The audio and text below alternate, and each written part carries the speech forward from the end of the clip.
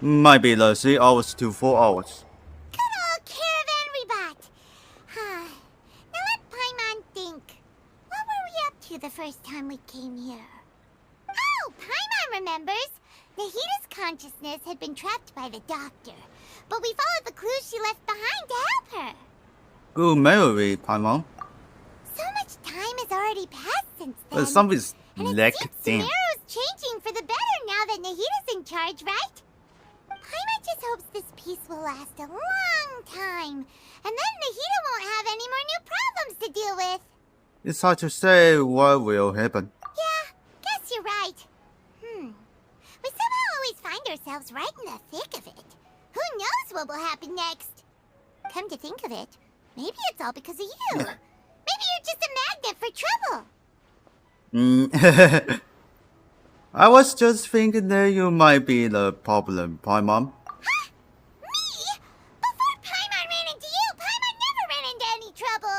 At most, when she was super tired, Paimon got caught in some strange whirlpool and sucked out into sea. And even then, you fished Paimon out. Anyway, for Nahita's sake, maybe we should think about heading to our next destination for now. Next stop, Botany. Ah, look who it is. Running into you in a place like this? I can see you two still love wandering around. Oh, it's Dia! Finish staying in the Just smoke. wandering around. We're usually taking care of some serious business. Even though it may have nothing to do with our journey. But never mind that. What brings you here? I just finished a commission in the desert for a usual client of mine. Nothing too interesting. Just escorting a shipment of goods. I'm on my way to report back. That's when I saw you two all the way over there, chatting away. What were you two talking about anyway? We're preparing to leave Meru and head to Botany. Huh? She You hear serious? us. Can't say I saw that coming. But you are travelers after all. I guess you'd never stay for too long in one place. Bumping into you like this will become a rarity. I'm starting to feel sad just thinking about it. Hey, how about I gather a few mercs to escort you two? What do you say? Thanks, but no need. Oh, Paimon had no clue you'd miss us so much. But don't worry, we'll come back to see everyone when we get a chance. Sounds good. All you need to do to get to Fontaine is cross this stretch of desert and navigate some waterways. Knowing you two, I'm sure it won't be anything you can't handle. So, when are you leaving? We're leaving as soon we'll finish a few more prepares. Wait Preparations. Sorry. Paimon just remembered there are still a few Damn. dishes in Sumeru that Paimon hasn't tried yet. Now, where's that list Paimon made? Oh, come on. Oh, he's called me probably. I see. Nope, Guess you it won't is be late. needing a Fuck going it. away party or anything. It's sad enough to see you go like this. Though, now that I think about it, Sumeru wouldn't be what it is today without you. Seems true heroes always prefer leaving quietly. By the way, should we go say bye to Nahita? In her case, Oh, good point. Then there's no need to bother her in the real world. Then, I guess this is goodbye for now, Traveler and Paimon. Whether as a client or a friend, you're always welcome to come find me. bye, dear. Goodbye, Dia. Bye-bye, Sumeru.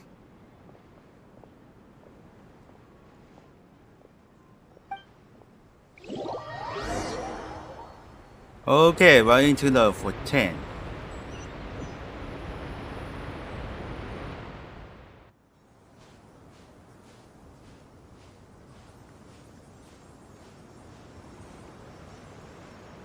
Teleport waypoint and open it. Don't worry about me.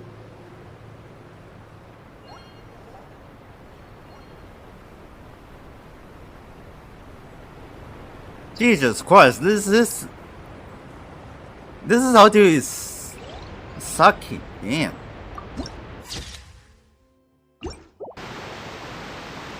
Where? Oh, there is. After crossing all that sand and water, we finally made it. Oh, this must be Fontaine's port. Wow, everything looks so advanced in Fontaine. Paimon's heard that the industry here is Continue extremely Fontaine. developed, and there are all kinds of unusual machines. It's been more impressive than I expect. Just seeing the sights as a tourist is nice, but maybe it would be better if we found something to do. What do you think? Let's start by meeting the Hydro Archon. Good idea! Nahida gave us loads of useful information. Seeking out the Seven is probably still our best source for information at this point. Our journey is to find my spring. Yeah, the more we can learn, the better. So, what do you think the Hydro Archon's like? Will we get along? Nahida said that she has a very unique personality, whatever that means. To learn about a nation's god, start with the nation's people. There seems to be some locals talking over there. Let's go see if we can join the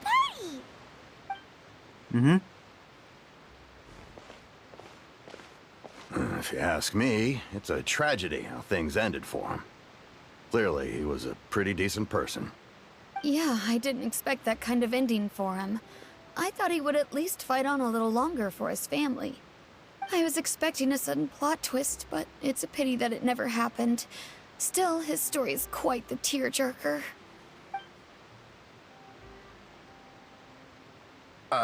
Excuse me. Can I help you two? I couldn't help but notice you standing here listening. Hi.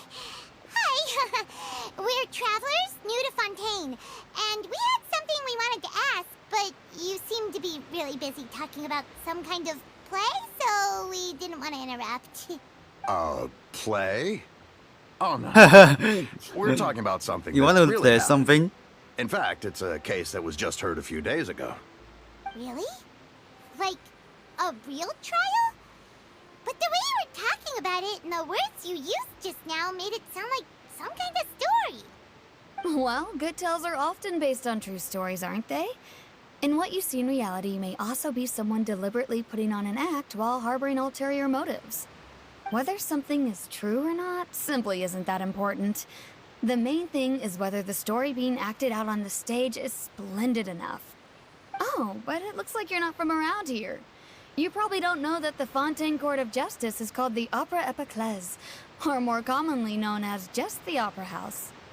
So let's see trials as a sort of opera. But,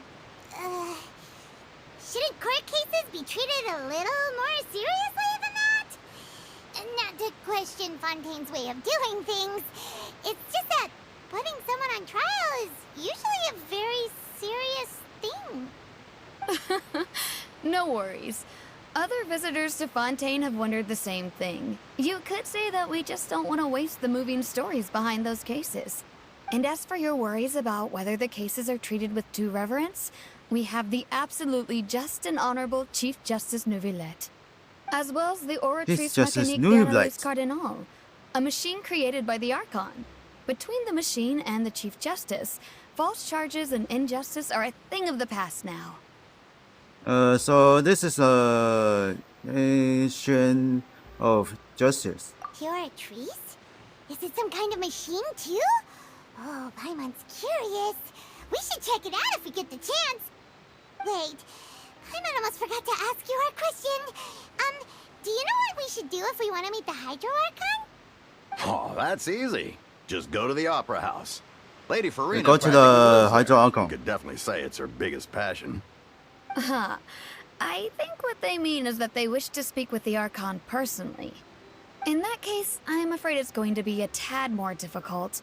You'll have to make an appointment well in advance, and it'll depend on whether or not she has any time slots available. Time slots? Huh. Is the Hydro Archon super busy taking care of official stuff? Wait, didn't you say that she's always at the Opera House? No. Lady Farina seldom takes an interest with the nation's affairs.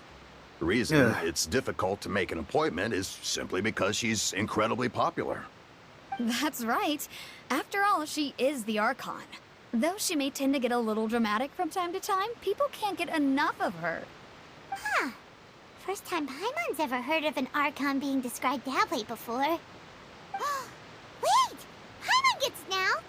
The Hydro Archon is kinda like a big celebrity here, right? Yeah, I suppose you could say that. Perhaps you could even say our mascot. Hang on. This is still Fontaine's Archon you're talking about. You should show some more respect. Yes, you're right. I guess I should at least try to be a little more respectful in front of visitors. Otherwise, I might get arrested and find myself face to face with Monsieur Neuvillette. Come on. Sure, there's a lot of laws here, but nobody's going to be arrested for saying something disrespectful about the Hydro Archon. Thanks the people of Fontaine really like the Hydro Archon. Alright, I think we get it. Thank you! At least we now know that we can find the Hydro Archon at the Opera House. But who knows how long making an appointment will take? Guess we could have a look around the city in the meantime. Hey! What are you looking over there for? That's a ghost of... Maybe something's the matter. What the heck? She isn't going to jump into the water, is she? Maybe we better go check on her. Okay. Let's look around here.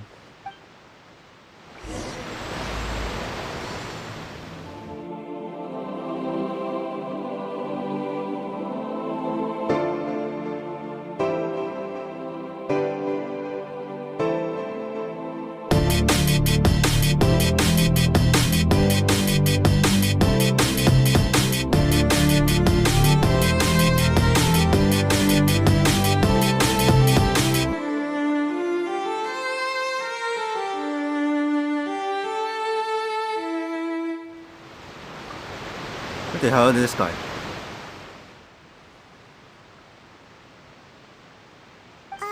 Hello there. Excuse me. Are you alright? Huh? I'm fine. Thanks. Oh, okay then. We just noticed that you seem to be worried about something. About many things, actually. But there's nothing I can do but just keep my troubles to myself. I was just reminiscing about a place my brother and I would play when we were kids. It was just atop that hill over there.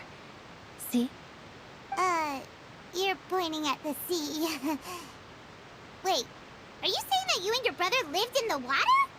Maybe the Mendois. Though people call Well, the hey, waters there's- around Fontaine a sea, it's actually just an inland lake that's filled with fresh Ugh. water. And though I can still see that hill clearly in my memories, now it's been completely submerged. It was, He would skip yeah. and jump, tossing sand in the wind. The sun shone brightly, and the air was filled with the scent of the sea. But now, the water is gradually swallowing our memories. It won't be long before it swallows us. Sorry. Paimon doesn't really get what you mean. I don't believe we've had the pleasure of meeting. Are you Lynette's new friends? Oh, and you are? Thanks for looking after my sister. She often comes here to reminisce about our childhood, that's all.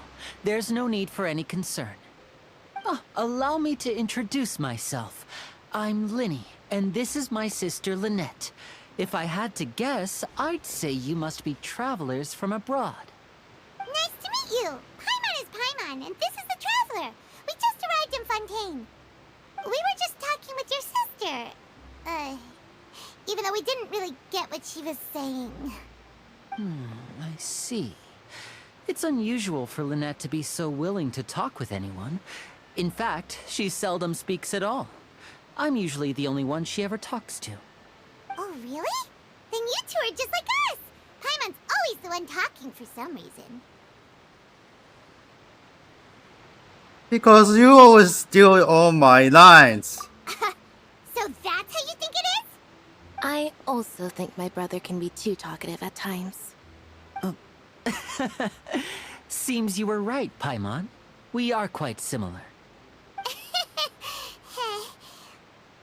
So, what did Lynette mean just now when she said that the water is engulfing your memories? And that it won't be long before it engulfs you too? Oh, that. It's from a prophecy that's been circulating in Fontaine for some time now. Well, I suppose prophecy isn't exactly the right word, because that implies a certain amount of uncertainty. There's no doubt about what's happening in Fontaine now. Oh, what's happening in Fontaine? Where to begin?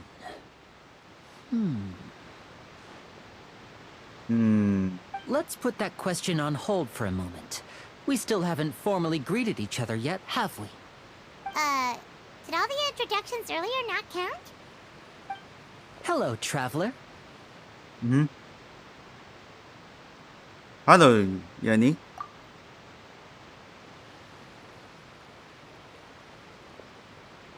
And hello, Paimon.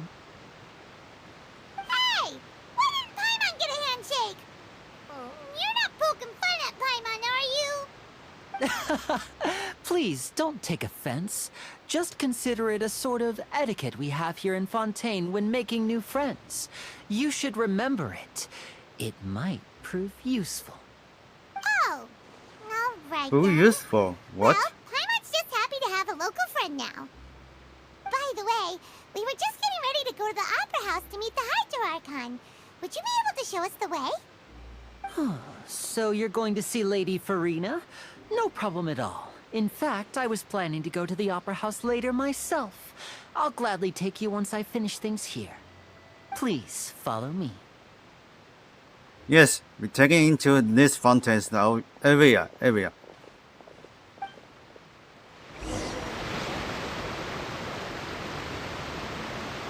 Follow Lenny.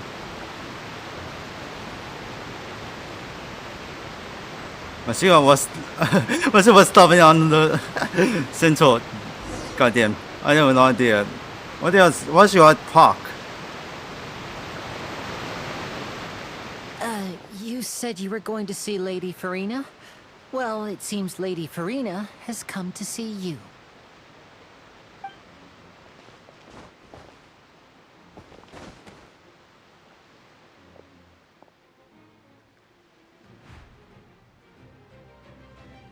Jesus, who is this guy?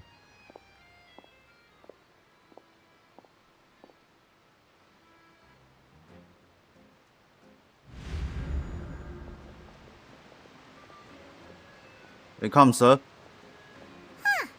So, she's the Hydro Archon? But how did she know we were looking for her? My dear people, rich and poor, Oh, yeah. those with cup in hand and those with nothing at all. Raise your glasses in celebration! If you don't have one, then just raise your hand in lieu.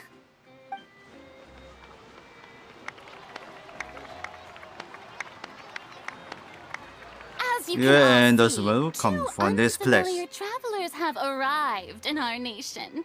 Come, let us make a toast in honor of this traveler and his companion who have journeyed here from distant lands.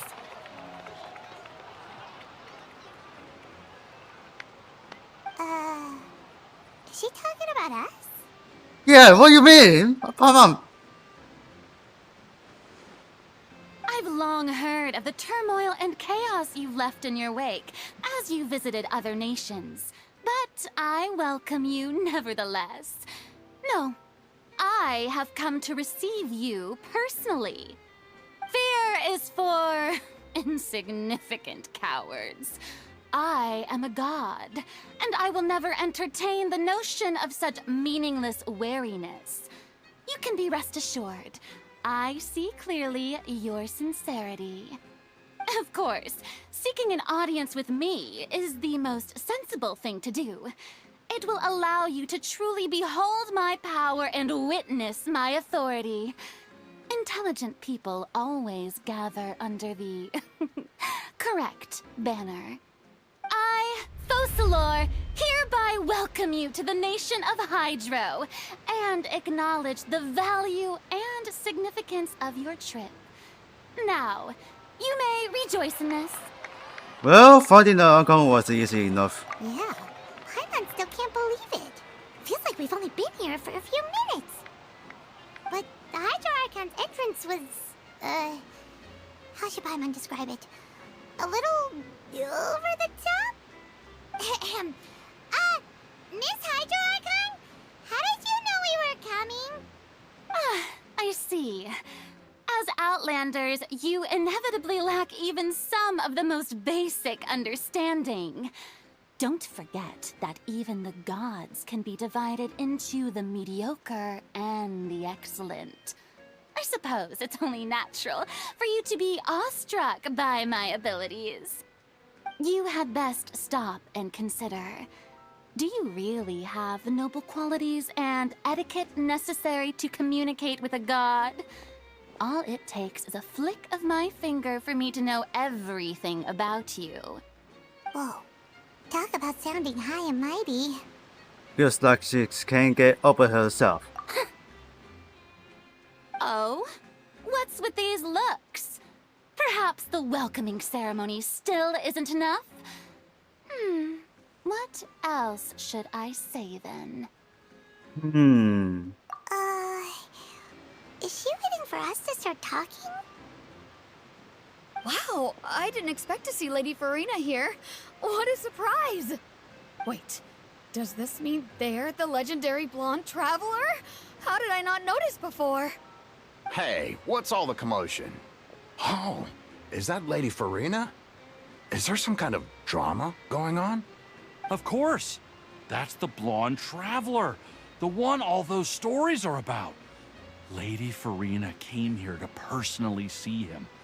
Oh, I bet this is gonna be the duel of the century. Ooh, I've got to see this. I knew Lady Farina would never disappoint. Yes, but don't get too excited now. My dear believers and spectators alike tend to get quite rowdy, and despite the noise, I've come to tolerate all their ruckus. You may consider this my reward to all of you. I have determined that there will be an epic duel between myself and this traveler from another land, just as you were hoping to see. Now she wants to fight? Aren't we getting a little ahead of ourselves? Wait, no.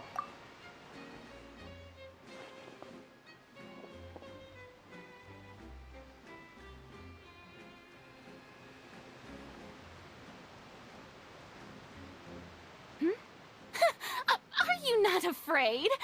Might I remind you that this is a duel against the divine? What are you trying to do, traveler? Provoking a god in front of her people?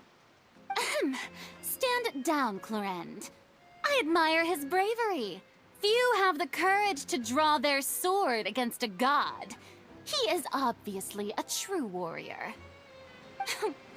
Unfortunately, people nowadays only crave to be thrilled, and a mere duel will not slake their thirst for excitement. Oh, yeah, she's right. Just a duel wouldn't be all that interesting. On Arrhenius, criminals are always requesting duels to defend their honor. They're getting a bit old, to tell the truth. You see. Then, as the god of justice, I shall face this traveler in another kind of duel. Well, A he's duel in court! Whoa, all right. Now that'll be worth seeing. Right. This is Fontaine, after all. It's such a grand opera house, it would be a pity not to use it. Why do you care so much about the crowd's reactions? Seems you've spent a little too much time in the opera house. Besides, how exactly do you plan to have a duel in court? You mean you're going to put us on trial? He really just arrived here. Oh, we have reason to put you on trial. It's obvious, isn't it? Obvious. According to Fontaine law, no one is permitted to release any flying objects within Fontaine city limits during the first 3 days of each month. You are clearly guilty of violating this law, no? Oh, so that's what they've done wrong. That's our Lady Farina. No one knows the laws of Fontaine like she does. You call that obvious? What kind of law is that? Wait, flying object? You mean Paimon? Precisely! Now, if you two have no objections, then in the name of the Hydro Archon, I order your arrest. My apologies, Lady Farina. I don't mean to spoil the fun. But if you would allow me to interject, I don't think that Paimon here meets the definition of a flying object. You tell her, Linny! Finally someone who's not crazy. How could anyone call Paimon a flying object? Ah, great magician Linny, my beloved citizen. I'll permit you to object, but how exactly do you plan to prove your claim? Yeah, this sounds. As a magician who just rained on your parade, I naturally should shoulder the Oh, responsibility of dang, it's a saving the magician. show. So, with such an audience gathered here, allow me to perform a trick for everyone. Damn, the magic.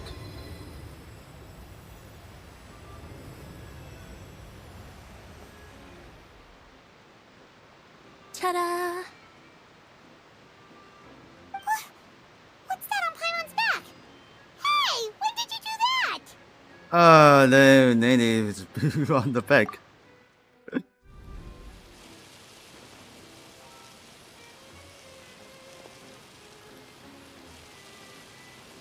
Alright, that's before.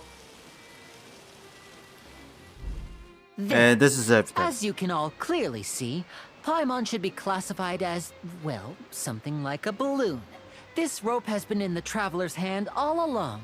It was just that no one could see it before. Huh? You call that magic? You've got to be joking. I thought it was pretty good. Nice one. Huh. I'm not sure what to think. It seems Lady Farina's charges no longer hold water.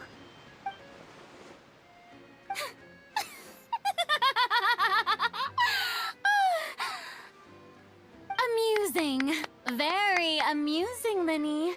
Just the sort of unexpected twist that I enjoy. With you here, today's performance can finally be called complete. Performance? You see all this as a performance?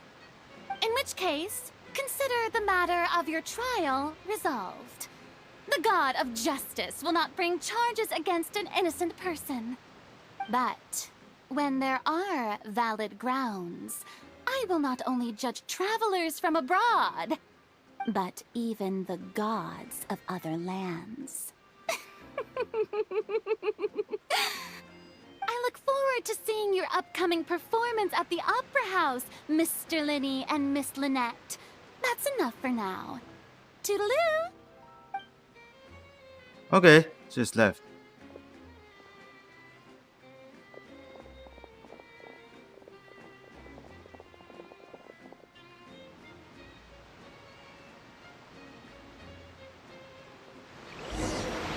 So what should we do now? And just like that, she's gone. Well, that's the most unpredictable Archon Paimon's ever seen. He never even had a chance to ask her anything. But that's a problem for future Paimon. That whole scene just now was really...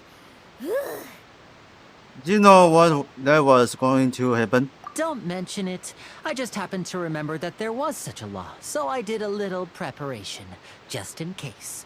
I didn't think it would actually come in handy. So, now do you see what kind of god Lady Farina is? She can be a bit confusing at times, but she is still amenable to reason. Is this lady that reasonable? Anyway, Paimon had no idea you were a magician, Linny. It sounded like you'll be performing at the Opera House, right? I just know a few simple tricks I use to make a living. Lynette is my assistant. It will actually be my first time performing on the most prestigious stage in Fontaine, the Opera House. But isn't the Opera House where criminal trials are held in Fontaine? When there are no public trials being held, the Opera House hosts a variety of other performances. To the people of Fontaine, the line between a trial and a performance can be a little blurred. And speaking of performances, I would be remiss to forego this opportunity gifted by fate. Might I invite the two of you to see my performance? My brother's always excited to make new friends. Oh, sure. We don't really have anything to do now, and we wanted to go to the Opera House anyway. It'll be delight. Splendid. In that case, why don't we go together? I'll show you the way. I just have something to take care of first. Is there any way I can help? You really mean it? Then I'll take you up on your offer. This is a magical item known as a magic pocket. Perhaps you can help me distribute them to the people here. Magical bag? Huh? What are they going to use it for? About that... You asked me before about the prophecy, right? Let me start by telling you a little more about what it entails. I'm not sure exactly when it began, but a prophecy has been circulating around Fontaine. It says that every person in Fontaine is born with sin. No matter how the Nation of Justice holds trial after trial, this sin cannot be absolved. Until one day, the water levels in Fontaine will rise, and the sinful people will slowly be drowned. In the end, the people will all be dissolved into the waters, and only the Hydro Archon will remain, weeping on her throne. Only then will the sins of the people of Fontaine be washed away. That sounds pretty gloomy. Why are people in Fontaine born with sin? What is that supposed to mean? There are lots of guesses. Some say that the ancestors of Fontaine stole the power of the seas and stirred its wrath. Others say that the people of Fontaine never heeded the first Hydro Archon's warnings and offended Celestia. But here in Fontaine, evidence is what matters. There hasn't been concrete evidence for any of these claims, so they can only be regarded as conjecture. If even the people in Fontaine don't know what sin they committed, wouldn't it be better just to ignore the prophecy completely? Why bother feeling guilty all the time? That's exactly what the people did at first. But in the last few years, the water levels in Fontaine have actually started rising. This won't be long before it equals us. Many places have already been completely submerged, and now lie beneath the sea. Many people carry on with their lives as before and shrug it off as a natural phenomenon. But my family and I think that the people of Fontaine shouldn't ignore the possibility, which would end up sentencing them to death. We hope that at least the people who reside near the waterfront can move away before it's too late. So, we've started distributing magic pockets to them.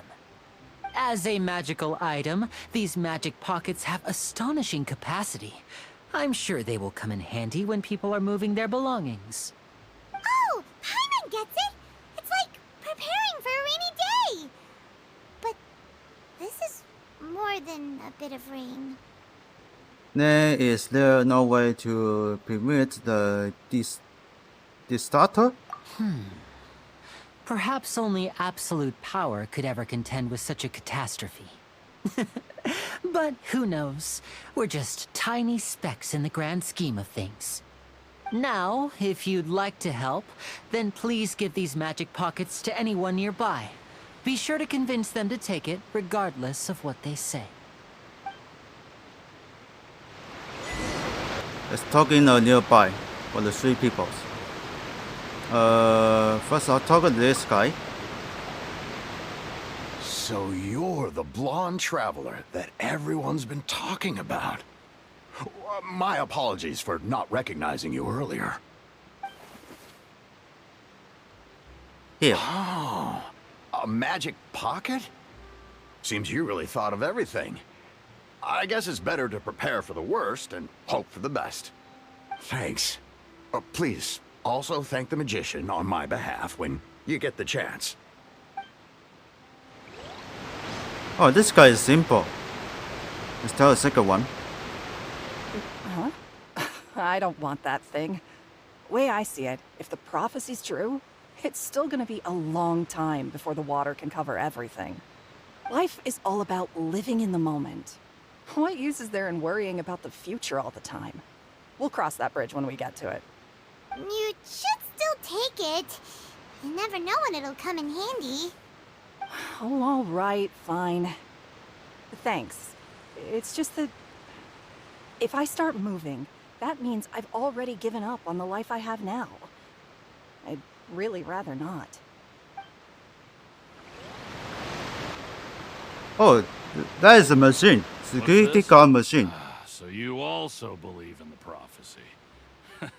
Keep it. I won't have any use for it. What? You mean you don't believe in the prophecy? But No, I believe in the prophecy. But I also believe in another story. The story says that people once lived in the ocean. They were one with the ocean and couldn't live apart from it. But as time wore on, people desired to live on land and developed blood vessels, encapsulating the sea within their bodies. Thus could people set foot on land. So, if you ask me, when the water rises and takes us all, it'll be like we're going home. Oh, we hadn't heard that one before. But people can't live underwater. They'll die. You should probably still take it. All right, I'll take it. I guess I just feel that being dissolved into the water doesn't necessarily mean death.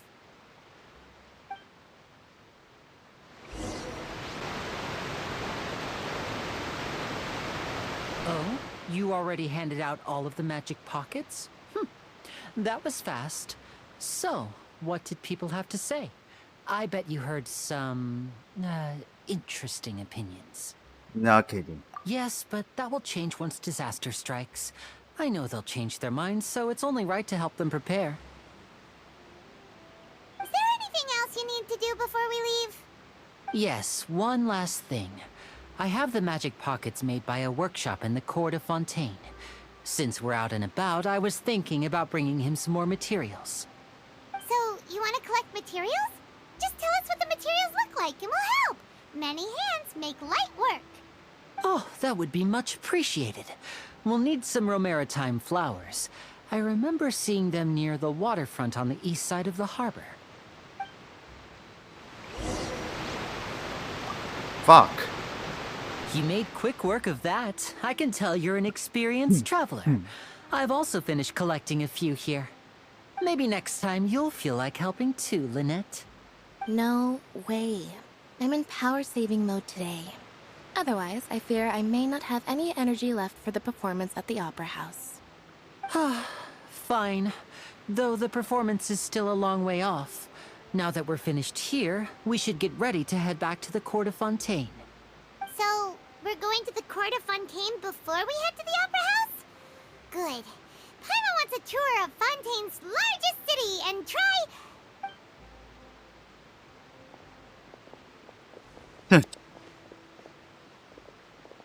Wait, shh. Have you noticed that person over there? The young girl. Huh?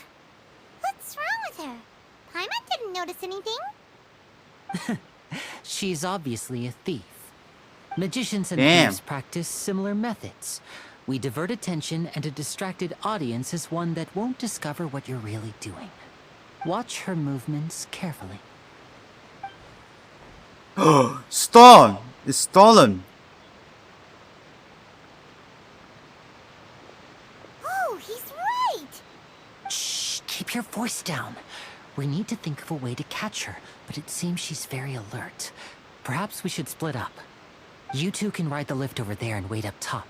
I bet that'll be her escape route if she tries to run. Understood. All right, let's go. Then, This is the spot where Linny wanted us to wait. oh, it's coming. Oh, look! Isn't that her? Get ready to stop her. Oh no! Did she notice us? She started running the other direction! What should we do? Should we chase her?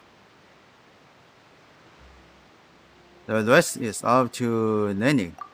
You're right. She might also be trying to lure us away.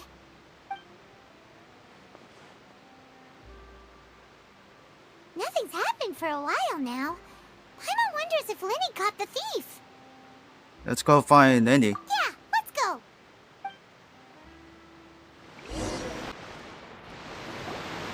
sure that's all she took? You should check to make sure you're not missing anything else. No, that was all. Oh, I can't thank you enough. I didn't notice a thing earlier. Anyway, I should be going now. Thanks again.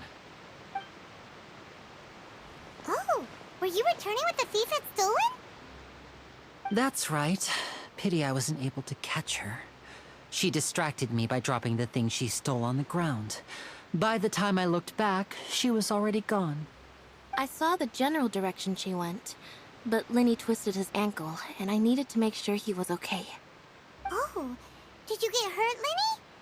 I'll be all right. It's just a twisted ankle, that's all. In fact, it's feeling better already. If you want to play at being a hero, at least try not to get hurt doing it. Imagine what would happen if you managed to derail our performance as a result. You're right. Sorry, Lynette. I have to admit that the thief was even more skilled than I had anticipated. But at least we were able to get the stolen items back, so it wasn't a complete failure. What a slippery little thief. Guess things turned out all right in the end, though.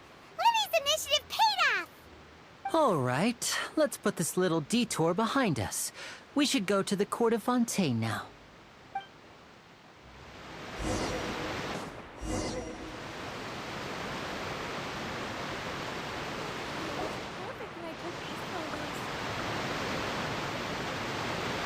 Dang, you flying too fast, Paimon. So, we ride this thing to go into the city? What an ingenious way to get around. People in Fontaine really know how to use water. This is an aquabus. It allows people to travel Aquabus. between several key locations around Fontaine. It's pretty convenient, but the ride can become a little dull after a while. The scenery is always the same. That's why it's better to travel with friends. So you mean it's still boring even when I'm riding with you? No, that's not what I meant. It's just that, well, you don't really talk that much. Besides, it doesn't really feel like a real trip when it's just the two of us. It's the same as being at home. Whatever. Guess that's what it's like to be an older brother.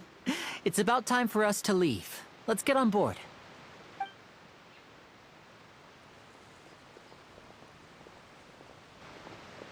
Huh?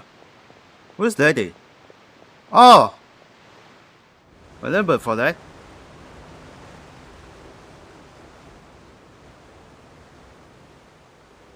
We almost late. What? Traveler! Paimon! Charlotte! Charlotte, it's Charlotte! Oh, I never guessed I'd bump into you while riding the aquabus. In the story of my life, this is big news. What are you doing in Fontaine? I didn't hear anything about you paying us a visit. Yeah, it's quite the coincidence. But as travelers, we're always on the move. It's not surprising that nobody knew we were coming. Though we still have no idea how the Hydro Archon knew about us. Oh, let Paimon introduce you to our new friends. Oh, no need for introductions, Paimon. I would recognize the great magician Lenny and his assistant Lynette anywhere. I wouldn't be much of a reporter if I didn't know who they were. It's a pleasure to meet you. I'm Charlotte, a reporter for the Steambird. Nice to meet you. From the Steambird, huh? We've often relied on your paper to promote our performances. It's an honor to meet you. Now that everyone knows each other, Fontaine suddenly doesn't feel like such Then an this is unfamiliar Water place. Bridge. So, what have you been up to lately, Charlotte? Any big news? Not too much. When there isn't any breaking news, I mainly cover the trials at the Opera House. You could still manage to keep readers' attention as long as you tell things from a clever enough angle, even if it's the same old topics. For example, reporting on how a scammer once deceived vulnerable girls into relationships, or how a financial criminal was once so poor that they ate a single piece of bread for 5 days. But that's not really the kind of news you are after. Ah, you're right. Seems you know me pretty well. What I'm really after is exclusive, sensational news pieces that could shake the country. These smaller stories are a waste of my talents. Oh, I just remembered. I've been following a case lately. Well, a series of cases, actually. You mean the serial disappearances of young women case? That's right! These stories are the talk of the town right now, and it's probably the most mysterious case we've ever seen. If I'm the first with a draft ready to publish when the case is finally cracked, and it's the headline story in the Steambird, oh, when that happens, I bet all the other reporters will shed tears of envy. I've already gathered all kinds of materials. I just can't wait for the truth to be revealed. So, what is the serial disappearances of young women case? You mean the culprit hasn't been found? That's right. The first missing girl case happened almost 20 years ago. And ever since, after a period of time, another girl disappears. What the cases have in common is that the girls are all of a similar age, and that they've all vanished without a trace. But the scariest part is that to this day, none of the girls have ever been found. Many suspects have been arrested over the years in connection with this case, but shortly after each arrest, another disappearance would always happen. Maybe they copycat Kulumos? Yes, it's possible. But either way, I believe that every case has some precise truth behind it, waiting to be exposed. Yes, I agree. And at the very least, the family of those missing girls deserves some sort of explanation. I just imagined for a second what I would do if Lynette were to suddenly disappear. I'd pay any price to get her back, and then find a way to track down the culprit. Please don't imagine that, Linny. For so long alive.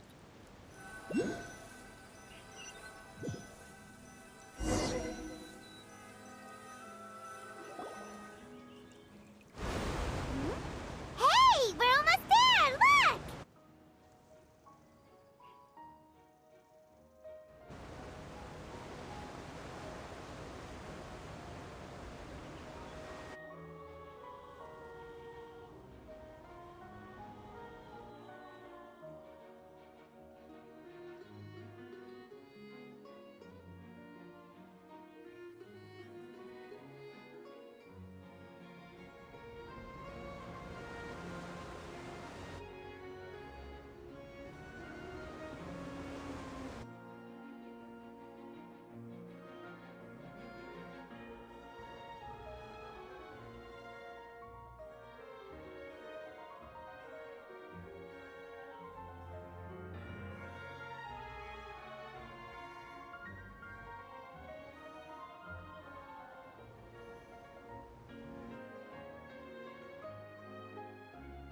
Well, I really enjoyed chatting with you.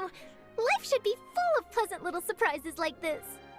Yeah, us as well. The ride went by too quickly.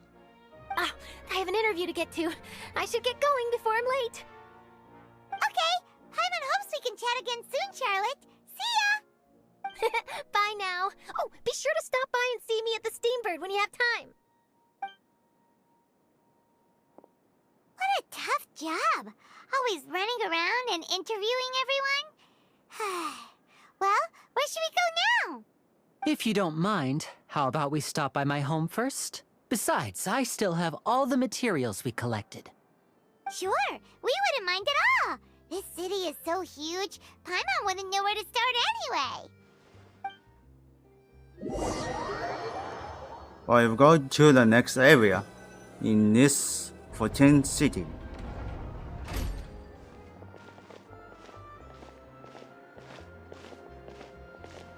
This is the first time seeing this.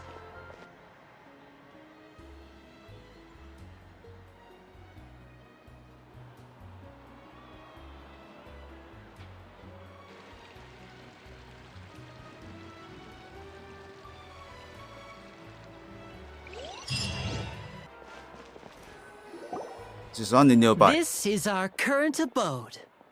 Ah, Fremine, you're home. Where did everyone else go?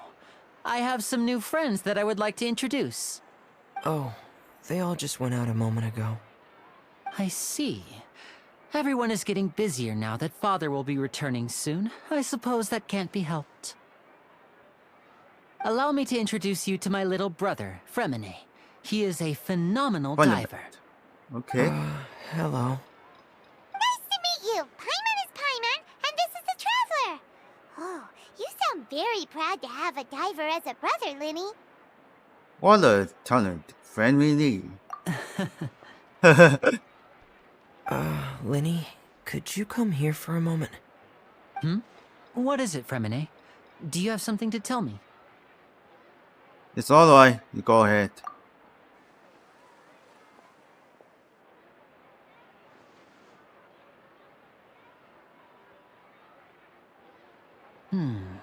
Okay, I see. Is everything all right? Something's wrong. Oh, it's nothing. We were just discussing a little housework. Sorry for Housework, the okay. interruption. Oh, before I forget, the Traveler and I collected more materials to make magic pockets. Were you able to get any, Fremine?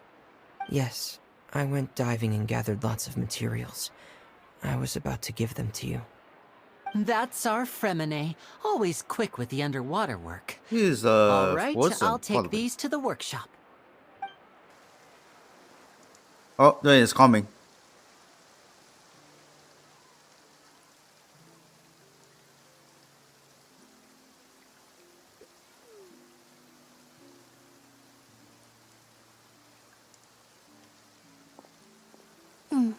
Looks like rain.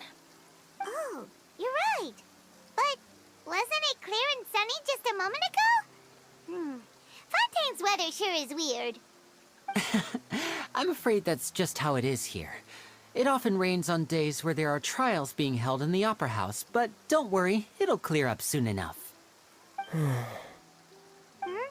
What's wrong, Fremine? There's a legend about the rain that I tend to believe. It's said that a dragon of water once resided in Fontaine.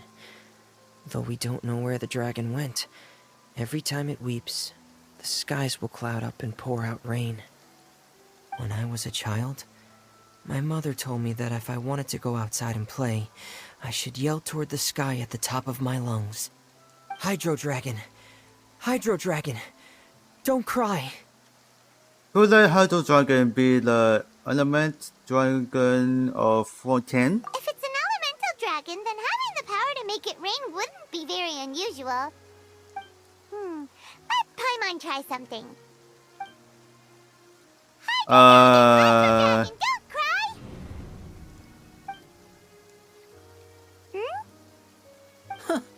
Doesn't That seem to didn't be of work. any use. It is just a legend after all.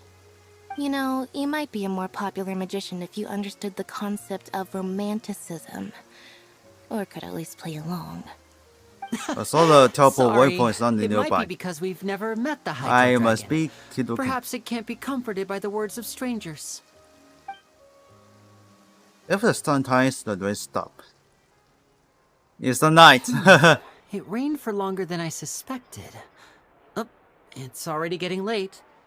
Was there something you needed to do, Linny? Yeah, some preparations for the show at the Opera House. I need to find a way to catch the last aqua bus of the day. On the day of the performance, just ride the aqua bus to the island of Aeneas. I'll have Lynette meet you at the fountain in front of the Opera House. See you at the performance. Oh, are you leaving now? What is it, Fremine? I'm in a hurry. Oh, I get it. You feel nervous delivering the materials for the magic pockets, is that it? Perhaps we could trouble the Traveler to help us take these materials to the Beaumont workshop and deliver them to the owner there? I'm afraid that Fremine can be quite introverted, and the boss there tends to be pretty talkative. Fremine has always been a little afraid of her. No trouble at all. Don't worry, we're on the case. Sorry for the inconvenience. I'm quite useless when it comes to such tasks. I'll think of a way to make it up to you. Oh, no need. This will be a walk in the park for us. Guys, please, if you find it, then let me know. Hello? Is there anyone here? Oh, hello there. New customers? Looking to buy, or do you need something made? Or perhaps you're just looking for a chat with me. Oh, no, we're just here to deliver some materials. Here they are. They're for making... what were they called again? Ah, these must be for magic pockets. I could tell right away. I've already made several orders worth now. Do we need to pay? No need. They've already prepaid several batches worth. When they told me what they'd be using them for, I even offered them a discount. But they insisted on paying the full amount, saying that I had a business to run. It seems both their hearts and their pockets are made of gold. Whoa. So, is Linny actually loaded? I can't say for sure, but who knows? Maybe there's good money to be made being a magician in Fontaine. Hey! Is this machine what you use to make stuff here? It looks really advanced. Why use your hands when a machine can do the work? It would be a waste not to use the latest technology, and wasting is a kind of crime. But where does a big machine like that get its power from? Well, it's a little complicated. I'm not sure I can put it in layman's terms for you. But basically, everything we usually use here in the city is powered by indemnitium.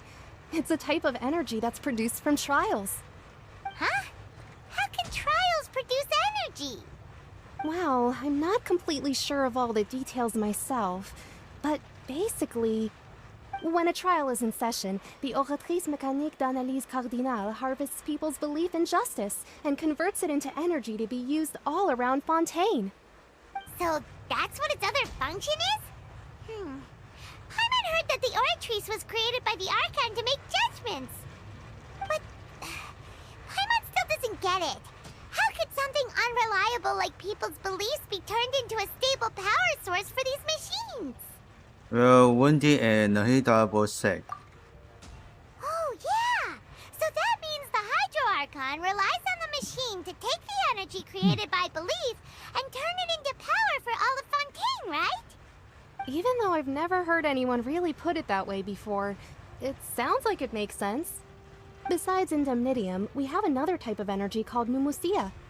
It isn't produced by the power of the Archon, but it is unstable by nature. Even now, it still cannot be widely used by civilians. I thought I'd find you hard at work, but here you are chatting the day away. Since you're already talking, I'm sure you wouldn't mind a few words with me.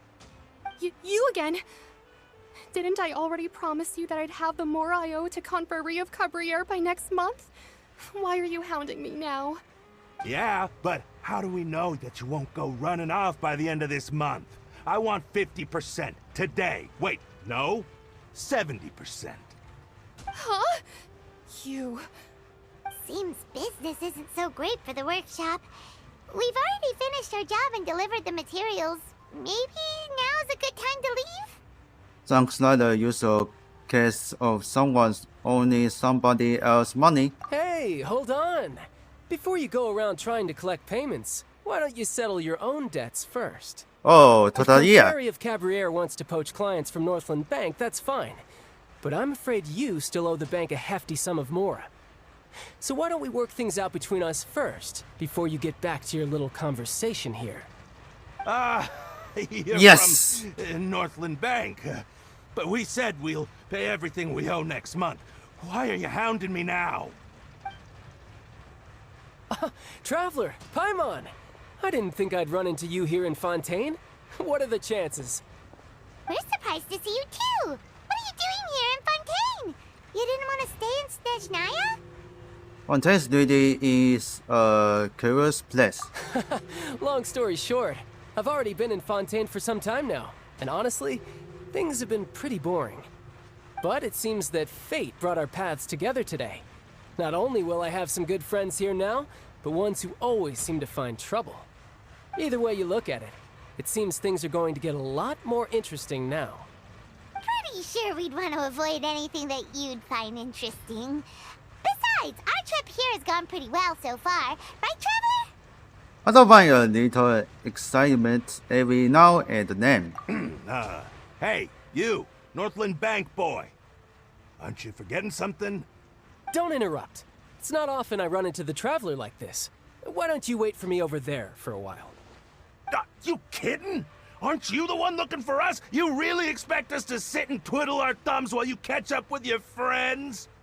Listen to me, boy. If you want your Mora, fine.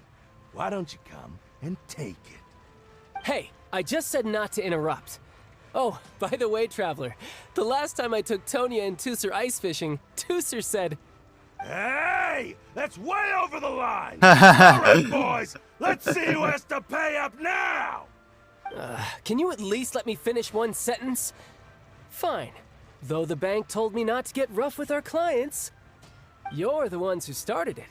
This is an act of self-defense. You two will have to be my witnesses, okay? Okay, sure. I'm sure this won't take long.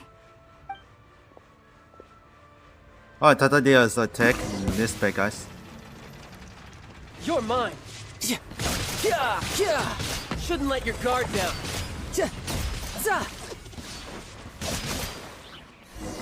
First defeat. Bye-bye. What's your deal, bro? How are you so strong you can just stab her from Snezhnaya's Northland Bank? Wait, don't tell me you're... Oh, now you Ninja notice. David. It's a little character, late, don't you think? know. Just make sure you understand that you don't mess with Northland Bank. Got it?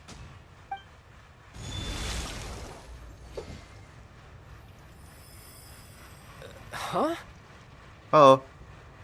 Is did work. Now's my chance!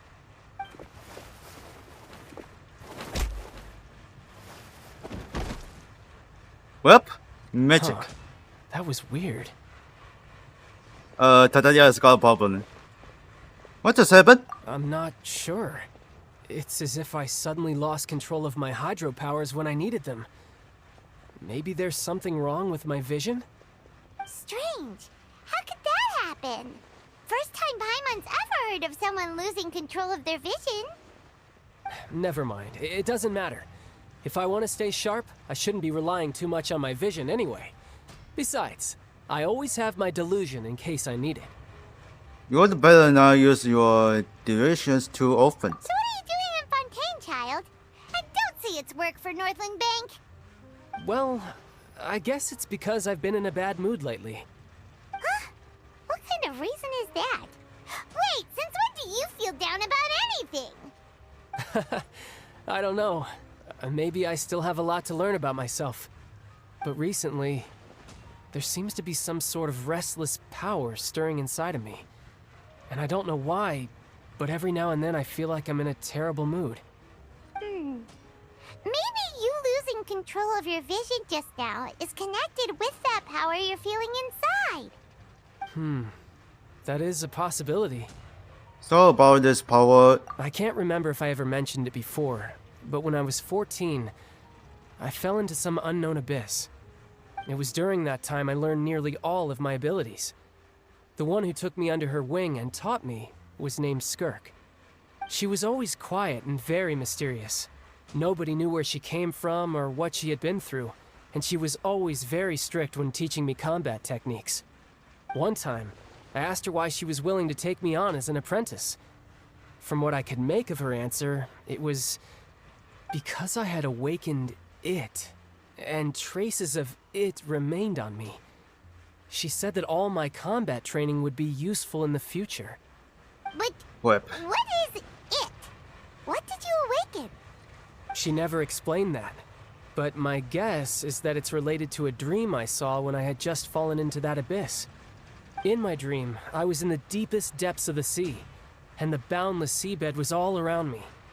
But in front of me appeared a whale that was so massive, I felt like I couldn't breathe. A whale? Oh, that sounds familiar! When we fought against you before, you summoned a huge whale that seemed to leap at us. Is that the one? That's just an abstract form of a whale that I create using my elemental powers. It takes that shape because the scene I dreamt of the whale has always been stuck in my mind. I'll never forget it. So you used the whale as inspiration for one of your moves? Huh. Seems a little twisted to Paimon. is very possible that. So why don't you just go ask your master? Maybe she knows the answer. You make it sound so easy. Ever since the incident I experienced there, I've never stopped searching for Master Skirk and that unknown abyss. But it's been years now, and I've still found nothing. There isn't even a trace of the place where I remember falling into the abyss. Oh, it sounds like some kind of ghost story. Yeah, I'm out of leads at this point, but there's nothing more I can do. It seems that strange encounters in this world tend to be elusive like that. Oh, seems the time really flies when I'm talking with you. I just remembered I have somewhere else I need to be, so I should get going. What? More work for the Northland Bank? No, it's more of a personal appointment. Oh, damn. Lately, I've been sparring with some of Fontaine's I official thought champion is duelists going whenever to I'm the feeling Northland bored. Bank. Official champion duelist? You mean it's their job to duel? Yep. In Fontaine, before a criminal goes to court, they're given one chance to defend their honor by requesting a duel with an official champion duelist. The champion duelists are all-powerful fighters selected from among the nation's best, and the duel itself is a no-holds-barred fight with no specified stopping point. So engaging in such a duel is regarded as a symbol of defending your honor. If a criminal manages to win the duel, they'll be acquitted, but if they lose, they'll have no choice but to stand trial. And the worst-case scenario is that you're simply killed in the duel. Though it's rumored that Fontaine has a death penalty, from what I can tell, no one has ever been officially sentenced to death. So really, the only people who opt to duel are those who have suffered a grave injustice in being accused, or those who greatly value their honor. Otherwise, why gamble with your life? So, do many people actually get out of their trials by winning the duel? Apparently, it's exceedingly rare for anyone to actually win. Fontaine probably enacted this system as a way to show that the nation respects the honor of its citizens. Besides, none of the champion duelists are to be trifled with, which is exactly why I was itching to face them as soon as I got to Fontaine. Apparently, the one I'm meeting today, Clorend, is the strongest of the champion duelists. I had been asking her for some time before she finally agreed to face me today. Well, that's child for ya. Paimon feels like we heard that name somewhere before. Clorend. When we met the High John Arkham. Oh, before I forget, I want you to have this. Huh? Check this. Your vision? You're seriously just giving it away? I'm just worried that it could become uncontrollable again. I'd be pretty upset if it got in the way of my duel, so I think I'll be better off without it for now. Besides, I just need you to hold on to it for a short while. I'll come retrieve it when I have some time later. Paimon knows what you're up to. So that idea just give me for your To come vision. talk to us again, don't you? Whatever gave you that idea? I'll be in touch later. He's get sunrise. Sneaky guy. He said he's been feeling down lately, but he seemed the same as ever to Paimon.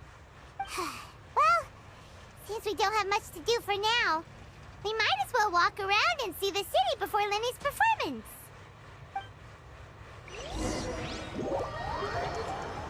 Okay, we're going to the next area. Wow! Who could have seen that coming?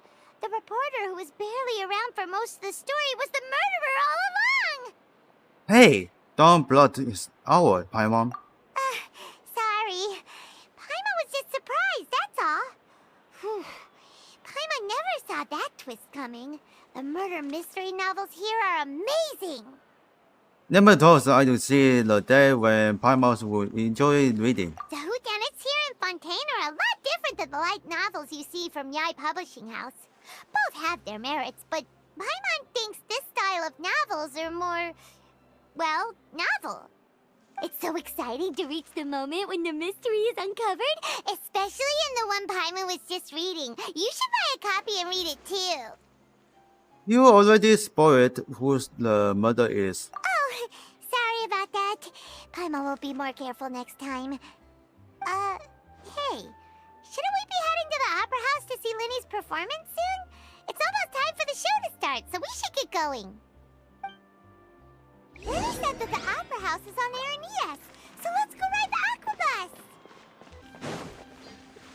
Alright, it's alright. Whoa! Now this is fancy! The Opera at the Cles. What a place to hold a performance! No wonder Linny and Lynette were looking forward to it. Huh.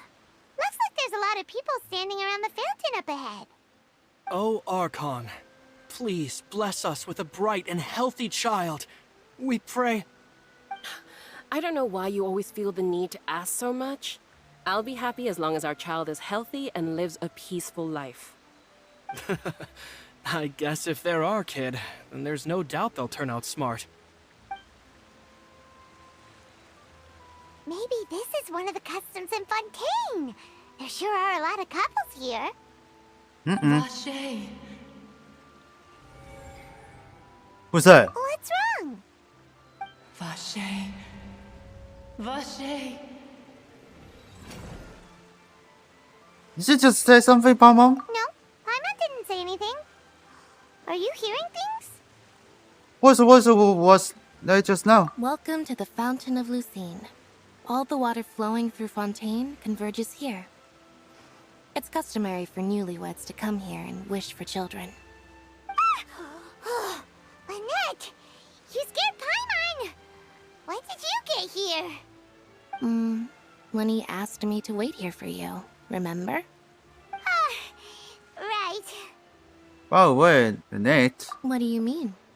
There are a lot of people here right now. The voice was coming from the 14. Hey, you're not trying to scare Paimon, are you? Besides, it's the middle of the day. It's not the time for eerie things. I see. I might be able to tell you something that could help explain the voice you heard. In fact, you might not be imagining things at all. I suspect that what you heard is a result of your hypersensitivity to the hydro element. Others in my family have had similar experiences. It's because of his sensitivity to the hydro element? But what would hearing a voice have to do with elemental power? When do you cry, Paimon? Wait, what? What does that have to do with anything? Just answer me. When do you cry?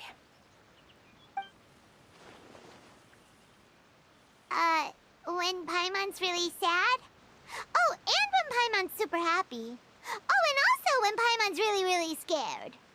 Then you should understand that tears contain your most intense emotions. Like I just mentioned, the Fountain of Lucine is where all the flowing water in Fontaine converges. Even the tears that fall to the ground will eventually gather here. So maybe what you heard was the intense emotion coming from someone's tears. That's an interesting expectation. So, what did the voice say? It seems to be calling out someone's name. Huh. If you were hearing their emotions, then Paimon wonders what happened to them. Rather than worrying about them, we should worry about my brother first.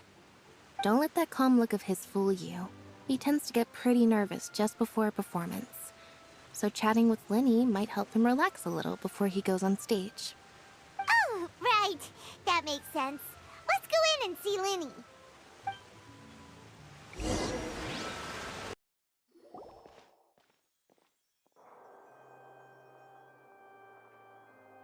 Ah, Traveler and Paimon. Good to see you. I knew you two would come. Are you kidding? We wouldn't miss it for the world. We've been looking forward to it. I can tell, judging by how early you've arrived. But you're actually right on time. For me. The audience still hasn't started entering the venue yet, which means now is the perfect chance for us to take you to the best seats in the house. Wait just a moment. I'll fetch the tickets.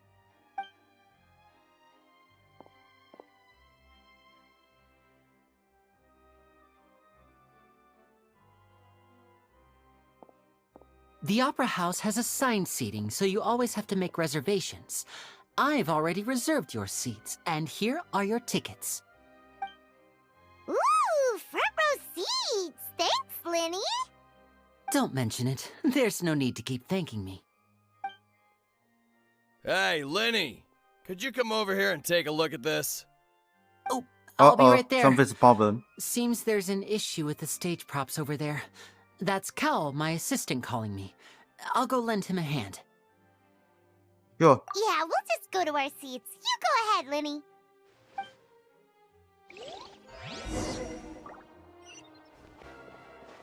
Then, oh my god.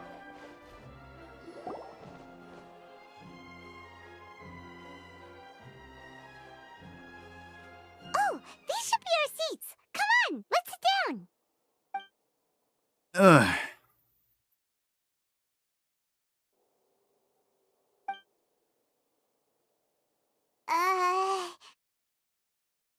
Hmm.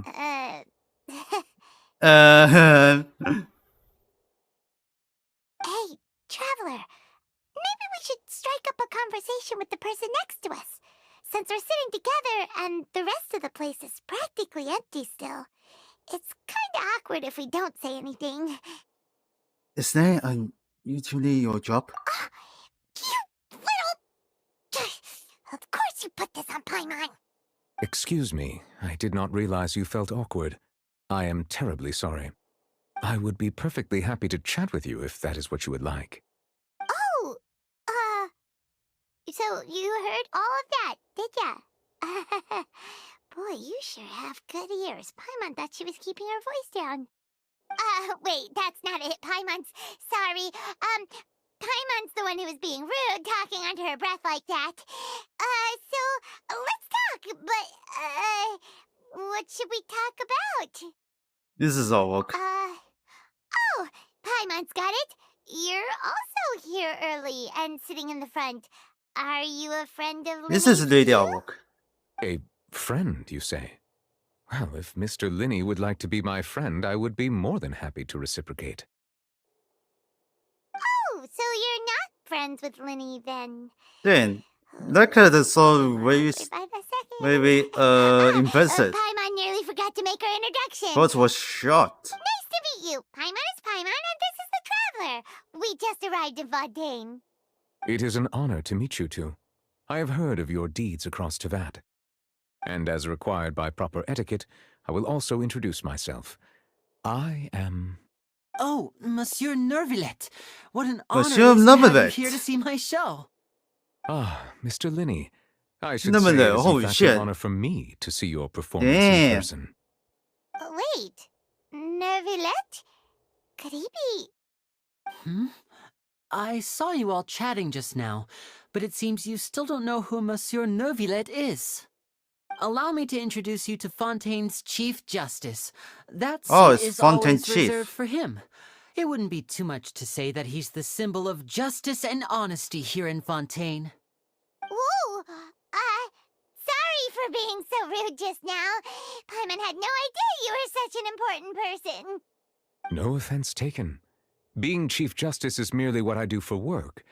Nearly every person has their usual reserved seat, so I'm not so special, really. And by the way, I should probably let you know, even though I would prefer not to, there's someone sitting up there in the VIP seats that has been Oh, striking fuck a it. That's all again. pose for quite a while now. I believe she is trying to give you a most elegant and impressive first impression. So I think you should take notice of her sooner rather than later.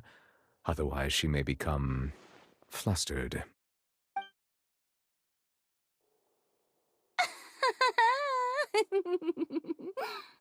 Huh? Oh, it's Farina, the Hydro Archon. Huh. She sure has a smug Damn. and satisfied look on her face. Guess she has no idea that you saw right through her act. Very good. That is for the best. No need to pay her any more attention. We may now enjoy the show. Huh? So is this what things are like between the Chief Justice and the Hydro Archon? All right, please wait just a moment longer. I've pretty much finished my preparations, and the performance will start as soon as the audience has made their way to their seats. Yay! The show's finally about to start! Paimon can hardly wait! Paimon's never seen a real live magic show before! Okay, open the show begin.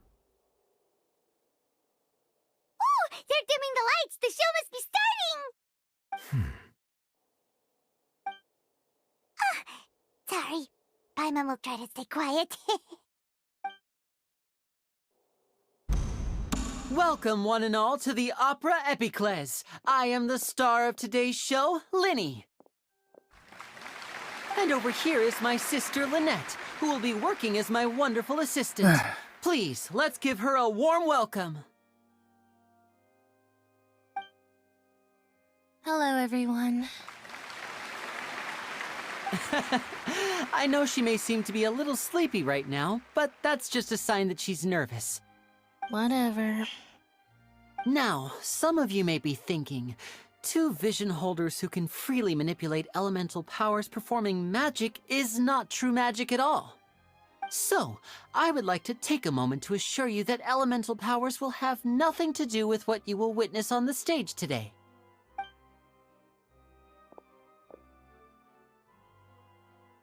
Both Lynette and myself have removed our visions for the show. That way, even the gods won't be able to help us. Oh, good point. That's what makes the show real magic. Now, without further ado, let the show begin. Lynette will now exit the stage to make some preparations.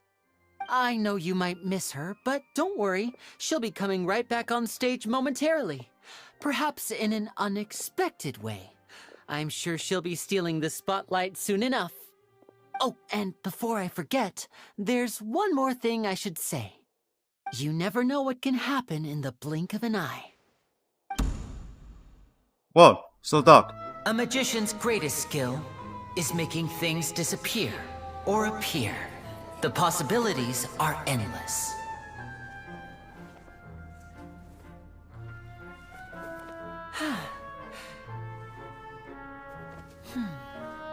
Magic head. Whoa! Huh? Is car coming up?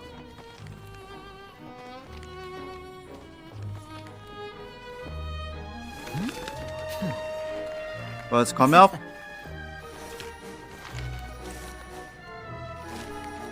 But this isn't what you came for. These little tricks, you've seen them all before.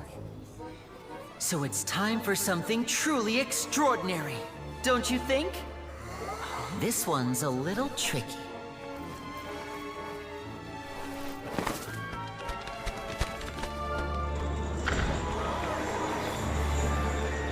Using this water tank, I shall make my sister vanish completely, right before your very eyes.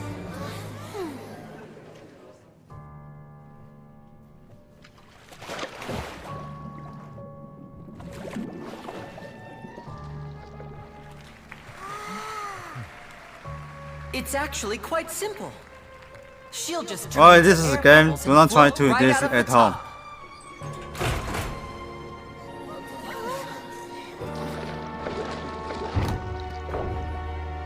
Oh no! I told them to check all the props carefully. With the lid on, even air can't escape. An amateur magician would be getting very nervous right around now. Luckily, it's me on stage, so let me show you what a true virtuoso can do.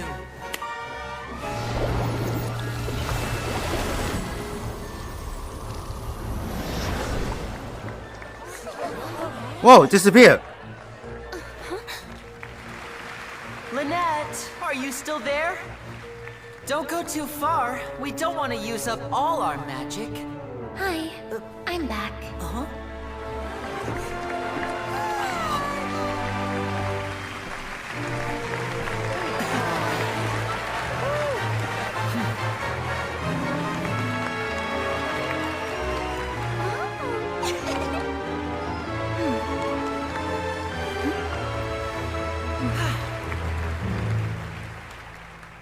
Alright, is end. Alright, this is the game. Do not try to do this at home.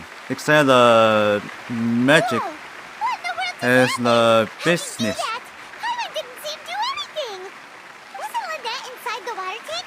How did she disappear and then reappear out of nowhere? No wonder he's a famous magician. If we could see easily through his tricks, then that would mean that his skills are still lacking. To appreciate magic, you should focus on the show happening on stage, rather than getting caught up in trying to see that which has been intentionally hidden. Guess you're right.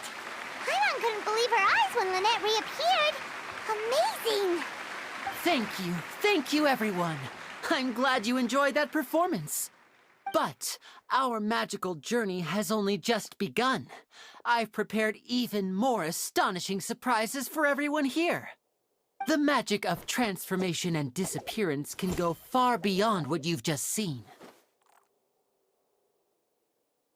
I'm sure many of you are thinking that escaping the water tank was impressive enough, but Lynette is still my assistant after all. In which case, I have ample time to make all necessary preparations. So, for my next trick, I will require the participation of one lucky audience member. Please, It's me. if my assistants could bring out the magical boxes now.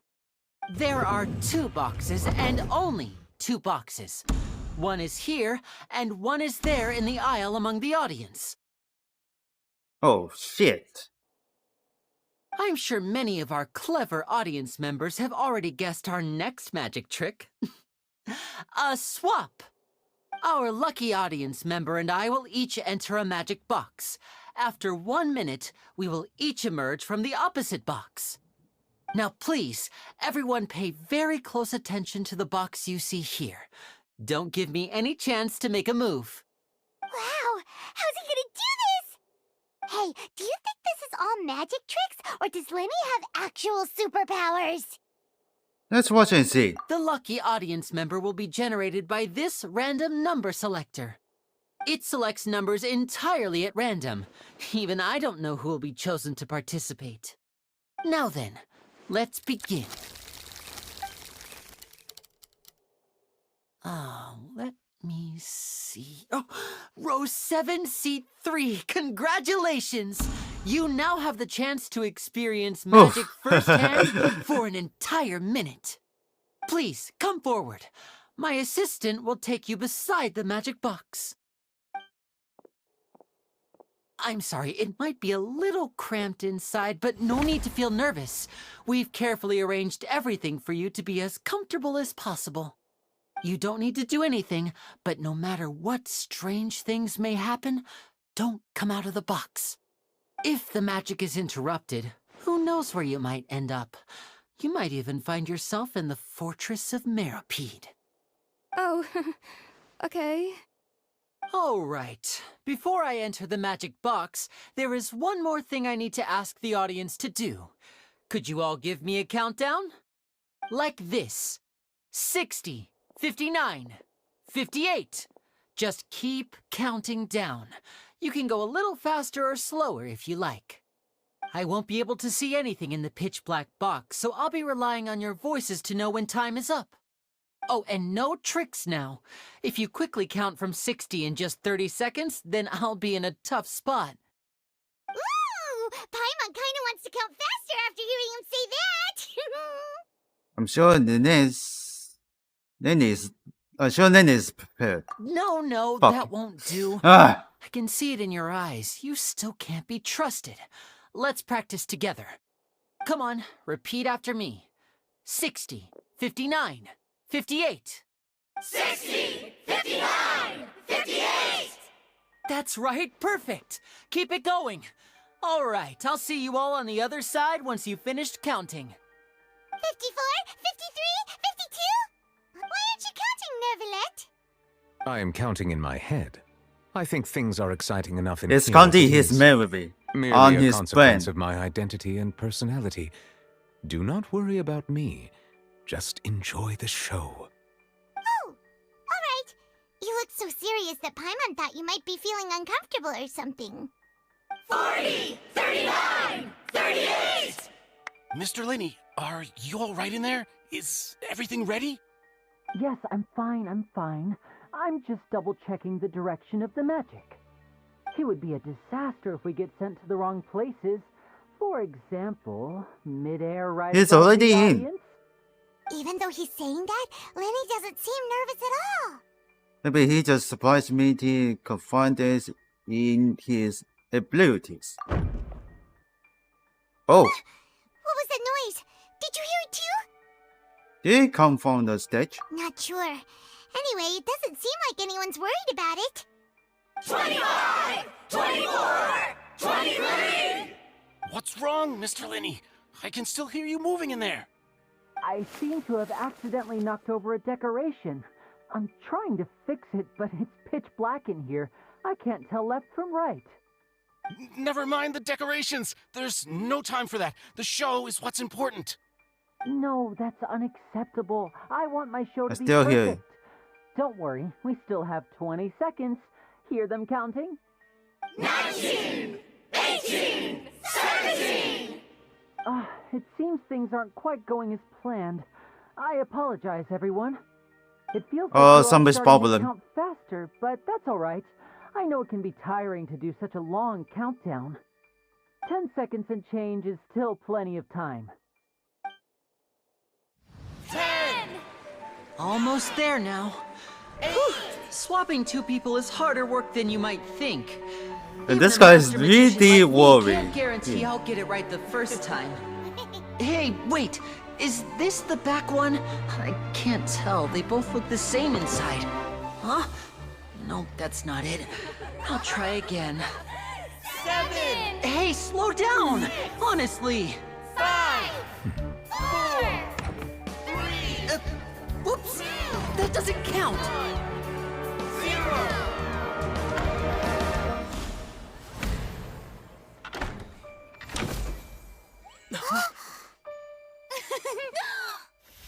Ta-da! Damn.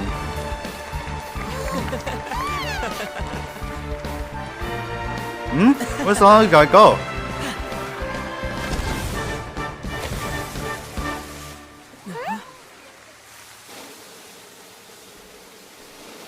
Yeah.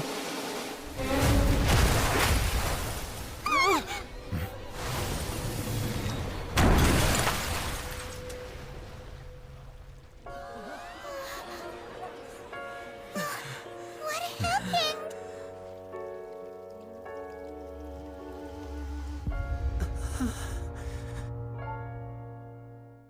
Oh no, he killed him. Huh?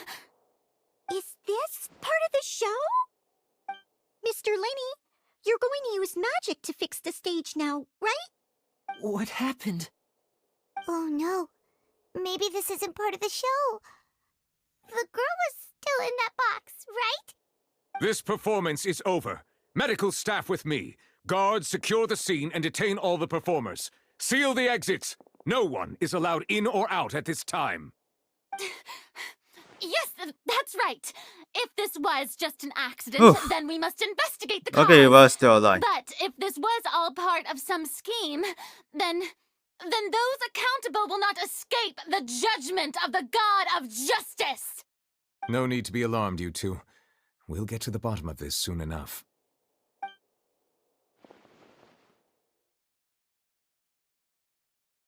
Unfortunately, the person who is in the magic box has been pronounced dead.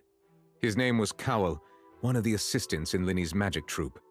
Apparently, the fireworks on stage ignited the ropes that were suspending the water tank, which then caused the tank to fall onto the stage. As of now, we are still not sure why we found Cowell in the box, rather than the guest from the audience. And after an initial search of the area, the guards have confirmed that the girl is nowhere to be found. It appears that this incident was not merely some mishap. This with lady the is scary. And there are many indications that it is connected with the case of the serial disappearances of young women. The serial disappearances case?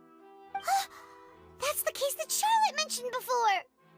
And did you pull it over like this? I know the truth. I can see through the whole thing. Really, using such a shallow and obvious mystery as his finale. Did he really underestimate us that badly? I say that our powerful magician, Mr. Linney, is now the prime suspect for the serial disappearances case. Huh? Why me? This whole thing was an accident. Oh, this all occurred during your magic show, did it not? The missing girl disappeared after being chosen, did she not? The deceased is one of your assistants, is he not? Now that I think about it, that whole speech about magicians making things disappear was nothing more than a provocation, a bald-faced challenge. That can't be right. How can Lenny do this? He was in the box on the stage the entire time. We can even hear his voice. Besides, before the show, he told us that he would like to catch the criminal behind the disappearances. He couldn't possibly mean catching himself. It's hard to believe all this happened during the show. Save discussion for a later time, please. Lady Farina, may I assume that your comments just now constitute an accusation against Mr. Linney and his associates, and that you are pressing charges? Huh? I just Oh, think he that spotted something. Well, I think it might be a little early to talk about formally pressing charges. But what Lady Farina said just now makes perfect sense. Looks like she's gonna personally deliver justice. A kidnapping and murder carried out under the cover of a magic show. Lady Farina said it all. I mean, of course, my dear people. But what excites me even more than the obvious truth before our eyes is the opponent I'll be facing. That's right. This is scary. I mean you, Fetch. Traveler. You'll support Lenny, won't you? After all, he was the one who helped you the first time we met. I trust Nanny. Then there's no problem at all. You know, the Traveler and I already had a duel the first time we met. But with Lenny's help, our little duel ended in a draw. But draws really are the most boring possible outcome. So, no more draws. Between the two of us, there must be a clear winner and loser. And what better place to hold such a riveting showdown and decide the true victor than here, on the grandest of stages, the Opera Epiclese. Huh? It wasn't a draw.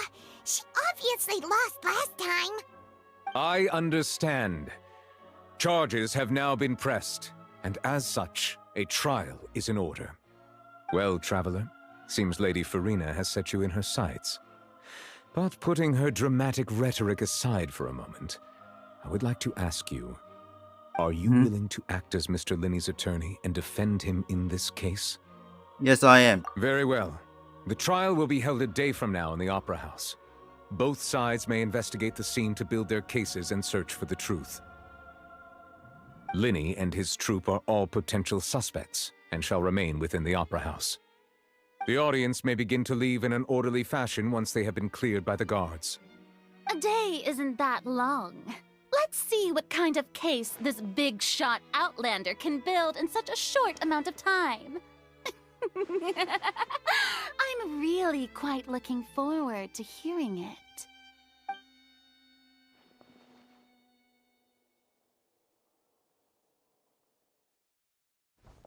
Lenny! Oof. Sorry about everything that happened just now. Were you frightened? Of course! Who wouldn't be scared after witnessing an accident like that? Yeah, I'm a little shaken up myself. How could this happen? And poor Cal. I know you already claimed that you would defend me, but now it's just us talking. Tell me, do you think I could possibly be the murderer? Negative. Good to hear. Thank you so much for trusting me. I'm sure everyone sees me as the biggest suspect at this point. It is the incident, But not if the you murder. ask me, the whole thing is mysteries layered upon mysteries, such that all that's left is confusion. I don't know whether what happened there on the stage was purely an accident or not. The creators are just And I don't know why poor Cal was in searching the for box. the As vents. for how that girl chosen from the audience could suddenly disappear, I'm afraid I don't have any answers either. If someone tampered with my performance, then we need to figure out what they did. Even a skilled and knowledgeable magician like myself couldn't pull all that off in just 1 minute. Well, there's no did that mean what happened? Which is precisely why we need to investigate. As this book says, the impossible could not have happened. Whatever happened must have been that which is possible. Where did you get this glasses? Paimon bought them when we were reading at the bookshop in the city earlier. Pretty cool, huh? Don't worry, Paimon used her own savings to buy them. It wasn't from our travel funds. I think they look cute on you, Paimon. You have good taste, Lynette. That's the right attitude. Feeling depressed isn't going to help me now.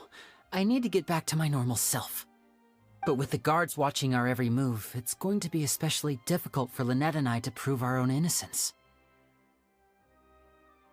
Good thing you agreed to be our attorneys. Thanks for that. We'll be counting on you. Yes, thank you so much. I won't let you down. Yeah, just leave it to us. Oh, since we're going to start investigating, Paimon has a question first.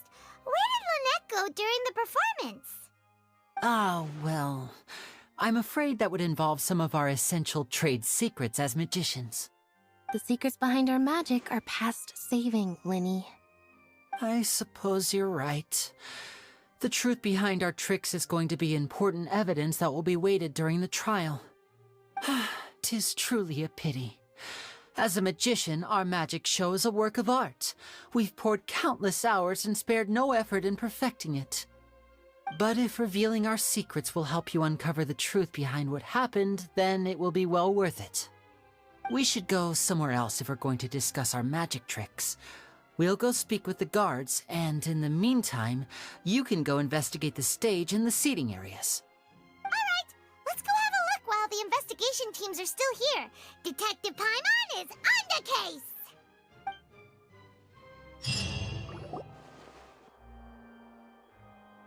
Hello, officer.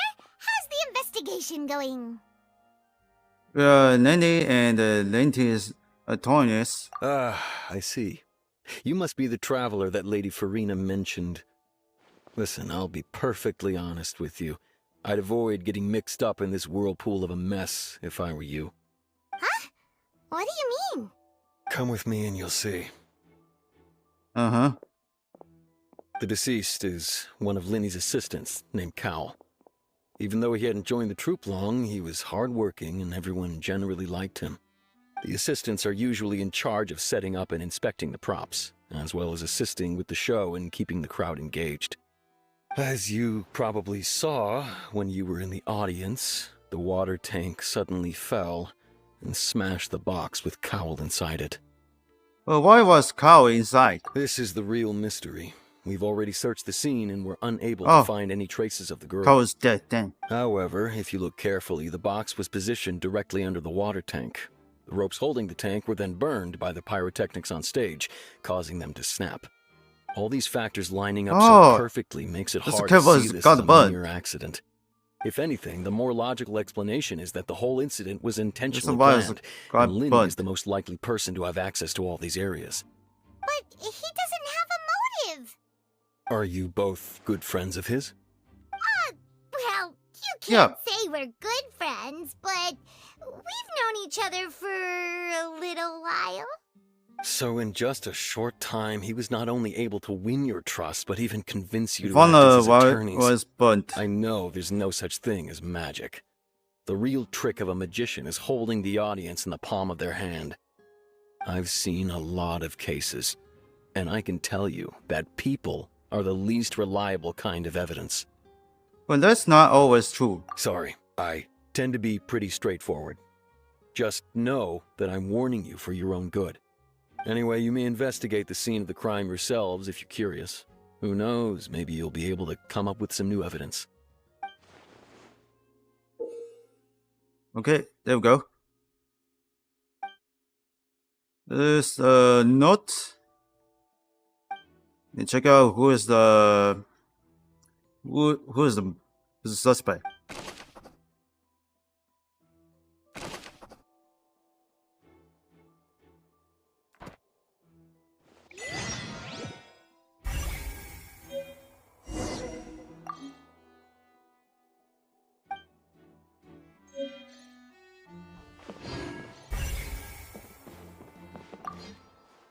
Yes. So this is the rope that broke and caused the water tank to fall. The rope looks pretty durable. How can it be burned through so quickly by fireworks? Why are you suddenly so serious, traveler? Okay, check it out. Whoa. Look! This bit is made from different material. Most of it was burned away, but there's still a little bit of it left. Tie of this glacier. So if a rope meant to So hold then something this like wire wood is with burnt. that kind of material in it, Found one. then that means... Wait, Paimon should write all this down. Let's take notes.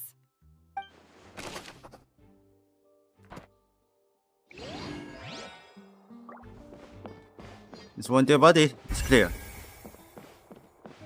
Could I confirm? Damage the magical box.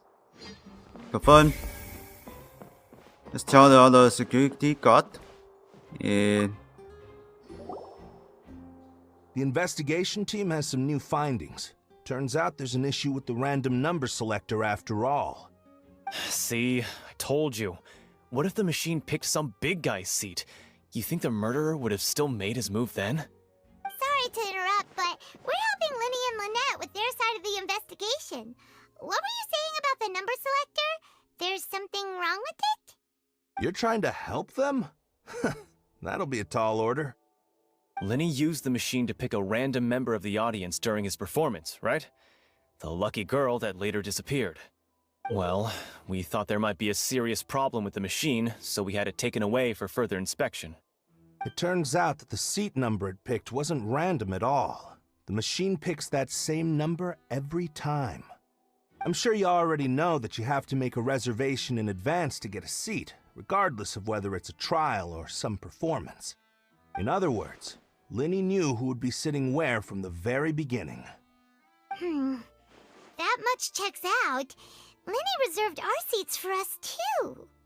Bet you see why I was So saying what about it'd is be true? tough to make a case But that for is Linny. not. Thanks. Sorry to bother you. Even though it's bad for Linny's case, Paimon had better write it down.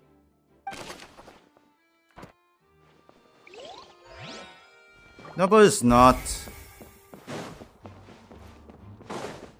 So could I search? Oh, that's why missing. Hello there. What are you investigating? Oh, this location has also been cordoned off because the Magic Troop members are currently considered prime suspects. The investigation team is still collecting evidence. The seats were all booked in advance, so we were able to deduce the missing woman's identity by checking the guest list. Then it's a notice by the tourists. Sure, it's not like this is confidential information. We will publish it later anyway when we petition the public to help us find the missing person. Her name is Halsey. She's a painter from Fontaine Halsey. who's made a bit of a name for herself. Apparently, she wasn't a regular at the Opera House, but So she'd been is feeling some pressure Halsey with her work female, lately, which made her decide to come see the magic show. The Magic Troop members all claim not to know her. We have looked into her social connections. It seems that she has no personal grievances or conflicts of interest with the suspects. Looks like She wasn't gold related to the hair, Magic probably. Troop at all. And which blue matches eyes. the features of the previous If I serial remember. disappearances. Yes, Halsey. Were the victims of previous If I cases remember. also chosen at random? That's how it seems to us, in any case. Apart from the fact that they were all young women of around the same age range, there really weren't any other connections between them. Okay then. Thanks for letting us know about all this. No need to be so formal. If you do happen to see the missing girl, please be sure to contact us. It is of utmost Okay. importance that we get to the bottom of these disappearances. Oh, that's up! There it is. Check out this central. This box.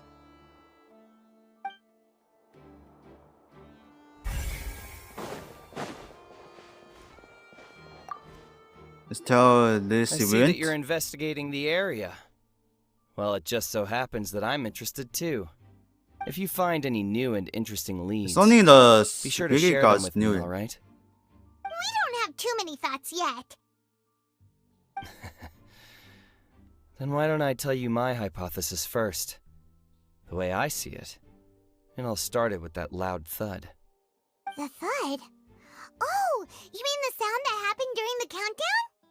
Yes, exactly.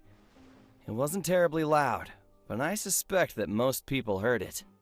It's just that everyone was awaiting the results of Linny's trick with bated breath, so no one paid it much mind.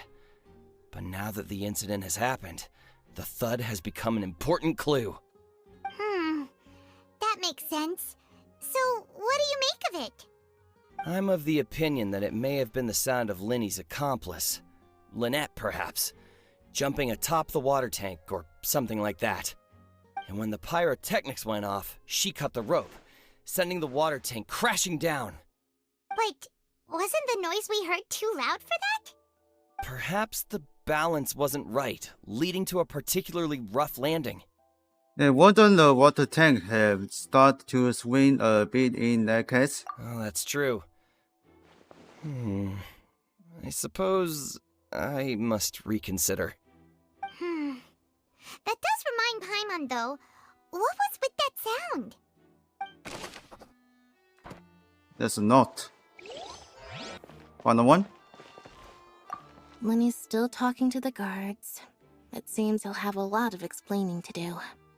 I think someone will be assigned to monitor us later, but that's alright.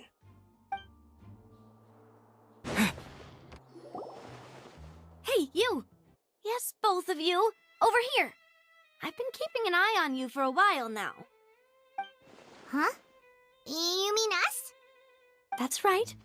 If I'm not mistaken, you're also among those who wish to cut that down close. the thorns and pursue the truth. No? And by the looks of it, you're not from Fontaine. Well, you're right on the more about that one, but who are you? Have you never heard of the Spina di Rosula? From mediating disputes and providing protection to solving conundrums, you name it, Spina di Rosula does it. And I, Navia, have the honor of being its renowned president. Though those who play by our rules call me boss. I'm Boss. Silver, her attendant. Pleased to meet you. Silver. And okay. I'm Melus. Demoiselle's Melus. various daily needs and affairs are under my purview. Huh? Boss? Demoiselle? What gives with the names? Well, I am the second generation president. Malus and the others are still used to my previous title. My apologies, Demoiselle. Should you prefer, boss, I will endeavor to use that instead. No, no need. You don't have to call me boss. Just Navia is fine. Okay, if you say so. Not that we're members of Spina di Rosula anyway. All merely trifling details. Never mind. Now, back to the situation at hand. So you want to investigate as well? That's right. I've always kept an eye on the serial disappearance cases. My interest stems from a matter back from my father's time. Judging from the look of things, Searching. I find Linny an unlikely mastermind. That's a point, mother.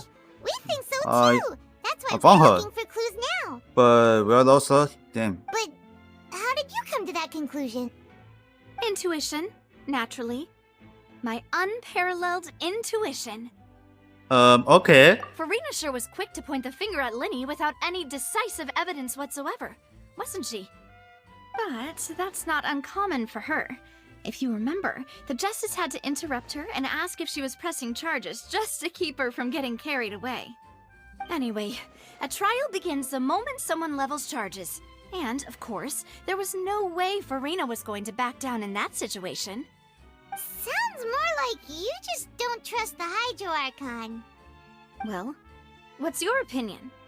I must admit that she can be interesting at times, but liking her doesn't mean that I'll blindly agree with her. Why will you put it like that? All right, I've answered your question. Now, it's time you answer mine. Wait a minute, did that answer count? Well, I say it does.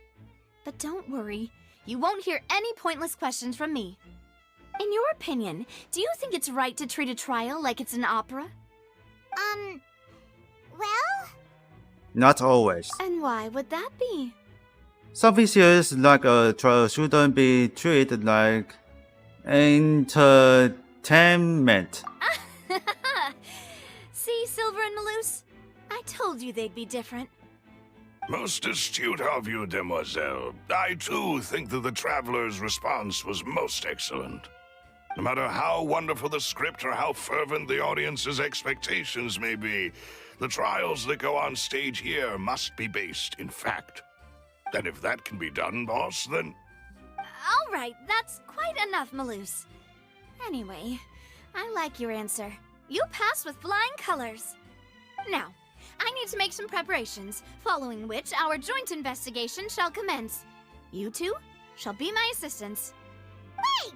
Since when did we become assistants? Hmm? Oh, well, I can be the assistant. Sure. Or your companion, if you like. I'm really not that fussy. That's more like it. Things you are already agreed then. Far be it from me to brag, but I believe that Demoiselle's intuition will be instrumental in uncovering the truth. You wish to save a friend from false accusations, and we wish to unravel the disappearances. In this sense, our goals are aligned. You have a point. You're quite the talker, aren't you, mister? And what about you over there? What do you think? You seem like you've got something on your mind. I have nothing to add. Alrighty then. We'll be making some preparations first. Just be sure to let us know if they start revealing Linny's tricks. Thanks!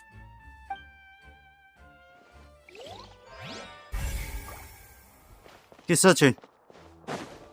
Let's beg for the seals. Sorry, but no one can freely enter or exit the Opera House at the moment. If you wish to leave, you must register your identity with us first. No, we're not leaving. We're representing Linny and Lynette as attorneys, so we're investigating the case. Were you always guarding this entrance? Yes. After the Chief Justice gave the order, everyone coming in or out must undergo a strict inspection. So, the missing girl couldn't have left from here. At least, not from that point on. What about joining the show? I doubt there was much opportunity then, either. How can you be so sure, Well, because I was in charge of security near the entrance at that time. I couldn't see Linny's performance from here, which was quite a shame. Just my luck. But still, I did not abandon my post, and I stayed put no matter how loud the applause was.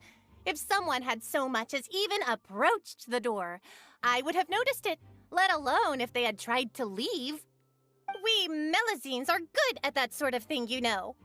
So, it's safe to say the girl couldn't have left through here. Alright, thank you for your help. This'll be useful info. Okay. Close? Everything And. of note here at the performance venue. Paimon wonders how Linny's Oh, discussion well, with check the it, boys finish. is going. Let's go see, shall we? Ooh, things are getting interesting. Damn. Understood. Then I will be going with you. Just so you're aware, I will be monitoring your actions and making notes as necessary. Very good. Thanks for being so agreeable. I'd pull a rose out of my hat as a gift for you if I could. You may spare the pleasantries. I'm just doing my job. You've arrived. Who's this? Me? I'm Spina di Rosula's guardian angel. If you've got a problem, I've got the firepower. Sorry, I got a little carried away there. Call me Navia. I'm a partner of theirs, and will be helping investigate this whole situation. And these are my companions. Would you mind if they join as well? Fine by me. Oh, new helpers? I would be most grateful. Well, let's just say we're tagging along. It's not every day you get to see the secrets behind magic performed on such a large scale. I appreciate your kind interest. Come with me. We'll be heading below stage.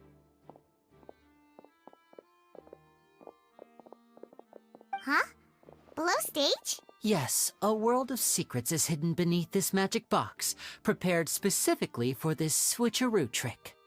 But before I reveal everything, you should have a look first. Notice anything strange here? What is this?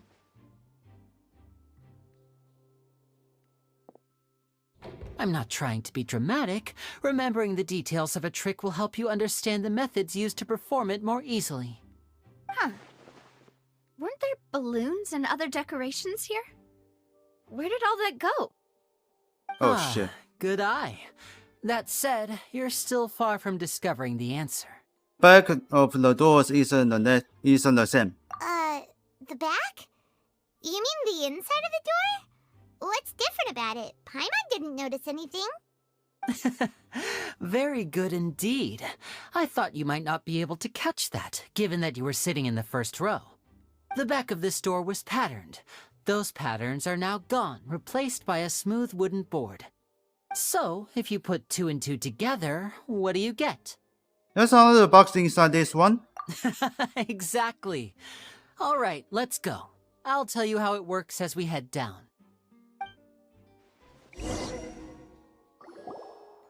Oh, so there was a passage Damn. under the magic box!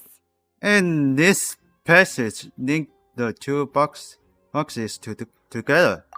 Damn. I knew you'd figure out most of it as soon as you saw this place. The 2 magic boxes are positioned right above the 2 entrances of the tunnel. See this flatbed trolley? Mm-hmm. The box with the lucky audience member in it would be shuttled over to the other side using the trolley. This trolley can raise and lower and even rotate, ensuring that the box will face in the right direction. I see. So that's the purpose of the box inside Damn, another box. Precisely. We forgot found it. The inner box would descend after the audience member was put inside and be moved along the trolley, all while the outer box would remain on stage as if nothing had ever changed. So that's how you did it! Once the box was lowered, the trolley would store some energy through this device here, with which it would complete the rest of the steps. The audience member would only be able to feel some slight movements in the dark, and by the time she walked out, she would already be back on stage. That was about your side of the trick. Right! You were talking that whole time, and you even came out for a moment near the end! Ah, yes. A phonograph operated by Lynette was used to achieve that effect. My assistant and I had already scripted our conversation beforehand. When the countdown began, I had already gone to the opposite box via a tunnel using that ladder. And what about Lynette? Where was she? I was in the mezzanine space in the back of the box. Oh, interesting! That's how we were able to coordinate Linny's lines with the assistant. And, by the way, I was the one who walked out of the box at the end. I mean, we are twins. All it takes is a change of clothes and no one can tell who's who. And that's my favorite part of this trick. Only Lynette and I can perform it. So that's how it all worked! Wow, every detail you revealed was more amazing than the last! I can tell a lot of thought was put into this. Lynette would briefly walk out of the box and then go back in, jumping into the tunnel and escaping before the box on the trolley could finish ascending. And then I walk out of the other box in the audience area, and the trick would be complete. The operative word here being would. But as you saw, Cal was in the box, not our audience member. She, on the other hand, mysteriously vanished. We really don't know how that happened. If not for that interlude, this would have been an astonishing trick. I probably never would have figured out how you pulled it off. And yet, to think that someone was able to use this magic trick to commit a crime. Could we have a look around? I think we can come up with some more leads. This is the scene of the crime, so Linny and Lynette are not permitted to stay here. I'll escort them back up. Yes, of course. No need to be so strict now. I won't disappear into thin air, you know. Thanks, everyone. We're counting on you.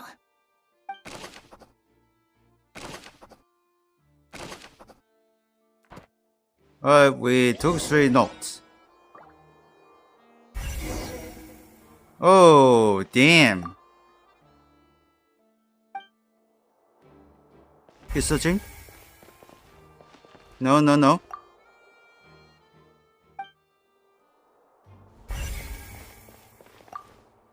Oh, there is.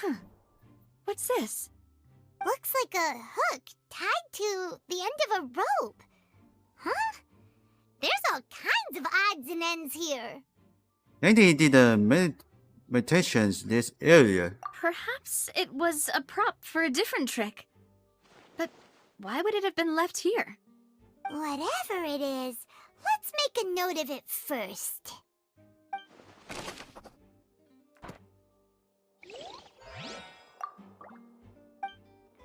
Oh, I gotta search. Clear, clear. Oh! There's a bucket The destroyed. floor is wet. Please be careful not to slip. Speaking of which, why would there be water here? Maybe it was for the tricker. Oh, Paimon knows! Trick, sorry. One of those tricks where you pour water into a jug and then flip the jug over only for the water to disappear? And here's a broken vase. Huh. Did the trolley knock it down while moving? That can't be. The trolley moves along tracks from start to finish. It couldn't have hit the vase at this distance. Let's note this down too and think about it later.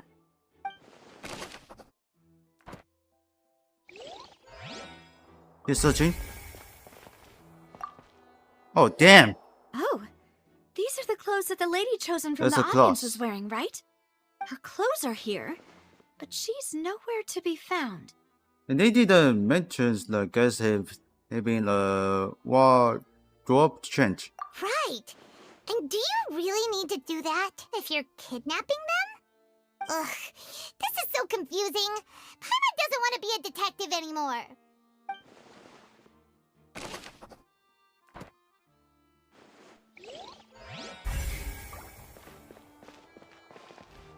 Oh, and this one.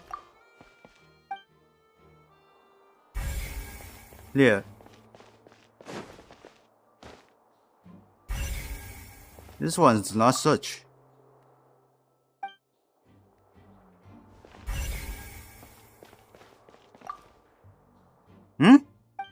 This is vent.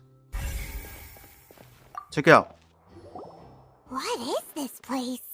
Looks like a vent. It seems someone could fit through here. Huh. Could this have Found been it. the suspect's This is escape vent. route? Alone, perhaps. But if they had to pull another person with them, the space would be too narrow. But there are no other ways in or out of here. Other than those that go to the magic boxes. Oh, you're right. Let Paimon write that down. Found the vent. Seems we're just about done investigating down here. Yes. Let's head back up.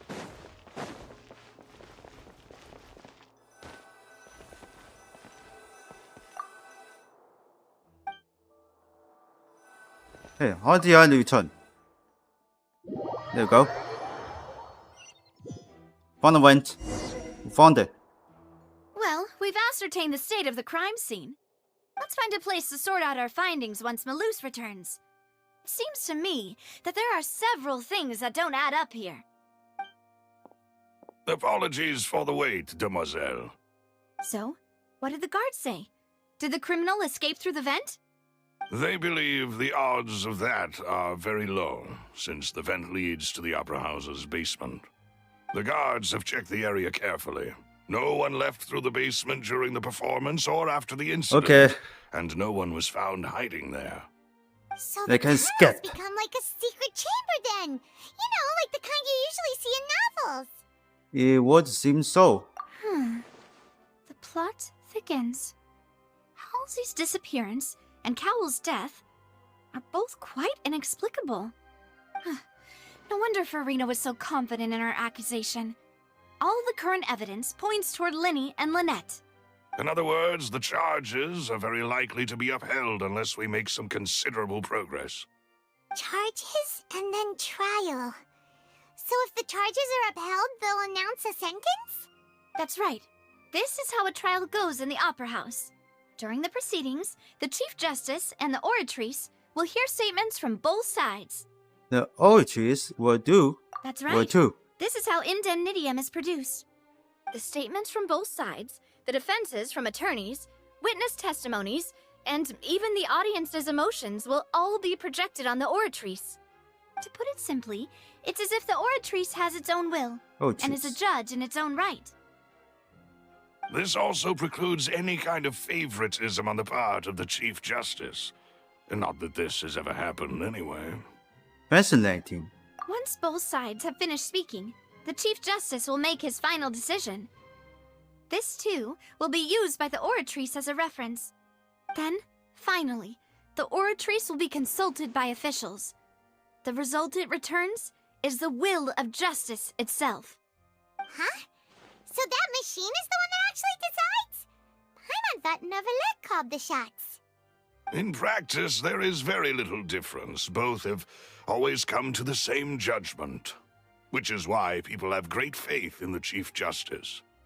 Ah, yes, the guards also asked me to convey that none of us will be allowed to leave this place before the trial. Huh? Why? Because we've chosen to act as the twins' proxies. That makes us persons related to the case. They're concerned that we might be colluding with outside parties, or that we might find outside help to disrupt the case. And even if that were not so, it could prove problematic if we happen to spread key information about the case ahead of time. I'm ready to break out at any time. Whoa! There's no need for that! Paimon thinks they have a point. That said, are they providing food?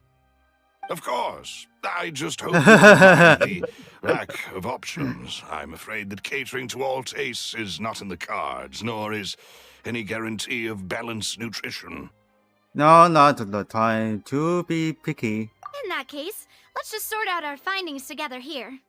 Pity. I was hoping to take you to try some of Fontaine's famous desserts, too. I mean, what better way to properly think through our findings than over some tea and sweets? Huh. Breaking out suddenly doesn't seem like such a bad idea after all. Hi, Mom. Just kidding! Paimon will still do her best, even if there are no snacks. What do you mean, no snacks? Of course we'll have snacks. If we cannot buy some, then we'll simply make some. Huh? Here? But how? Understood, Demoiselle. Everyone, please come with me. We going to somewhere. Wait, you're carrying a portable stove with you? Yes, I must be prepared to meet the Demoiselle's baking needs whenever the fancy strikes her. I have eggs, sugar, and almonds at the ready. Good work, you two. Then I'll get to it. Please sit tight for a moment. You'll get to taste my awesome snacks soon enough. These three are quite the interesting group. Must be a Spina di Russia thing.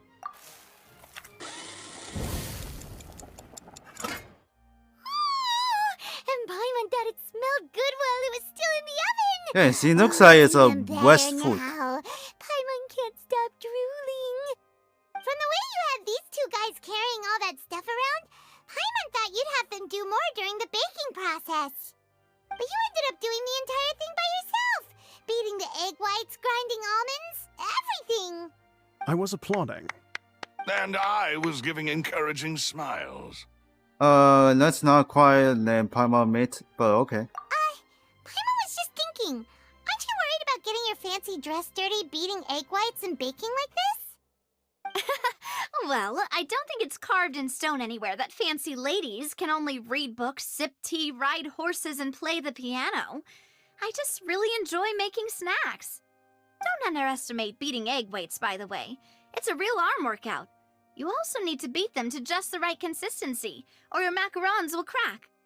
Anyway, give these a try, fresh out of the oven. There's 3 for each of us. Only 3? Well, eating too many sweet treats might send all that sugar to your head. You wouldn't be able to think clearly about the case on a sugar rush, would you? Tea is ready to be served as well. This is Demoiselle's favorite, strong black tea with a floral fragrance that clears the mind and lifts the spirit. Thank you. No need for concern. I'm merely doing as I should.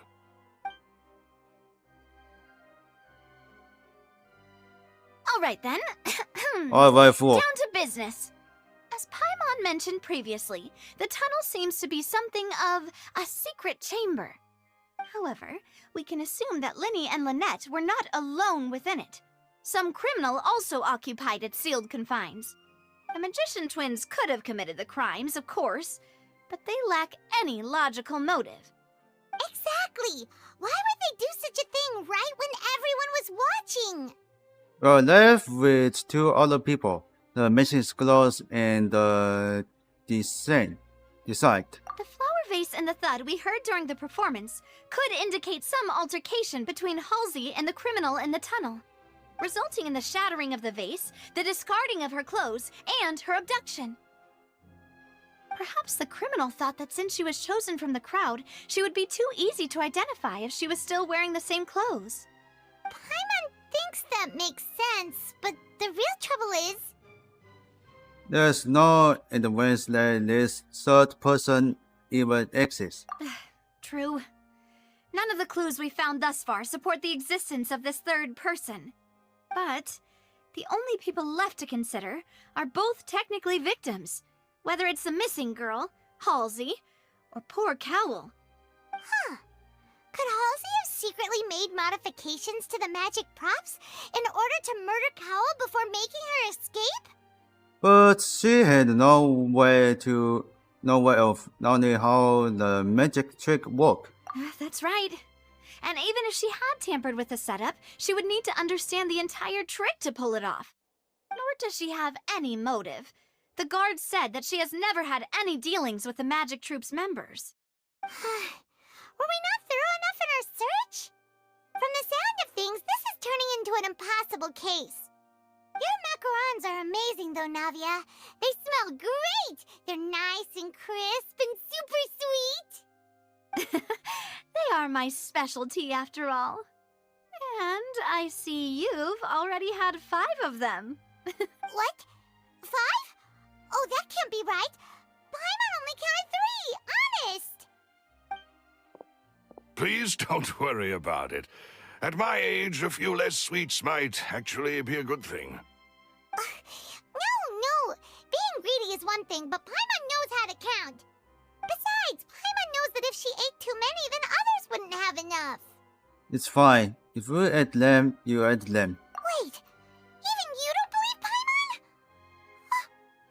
How could you? If Paimon ate those 2 extra macarons, then may they turn into stone in her stomach! All right, we get it. Well, I suppose one of us might have gotten too engrossed in our chat and eaten them by mistake. No big deal. Malus, set up the stove again if you would. Huh? What are you doing? Making sure everyone gets 3 macarons, of course. Oh, there's really no need to do that. Exactly. We don't want to trouble you. As you wish, demoiselle. And I have the egg, sugar, and almonds.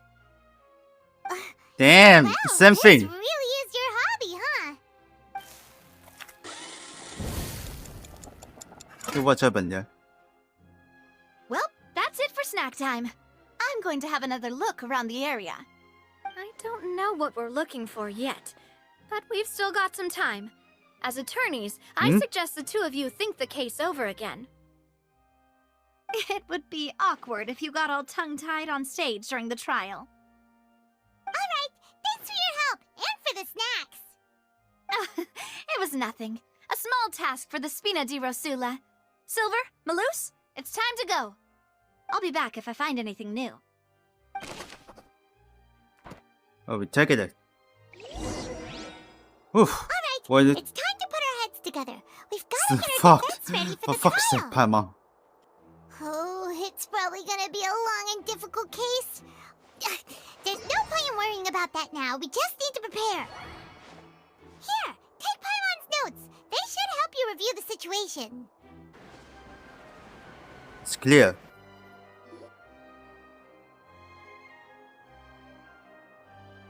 What do we do? The whole situation is so confusing. I do have something thoughts. Good plan. Impossible things don't just happen.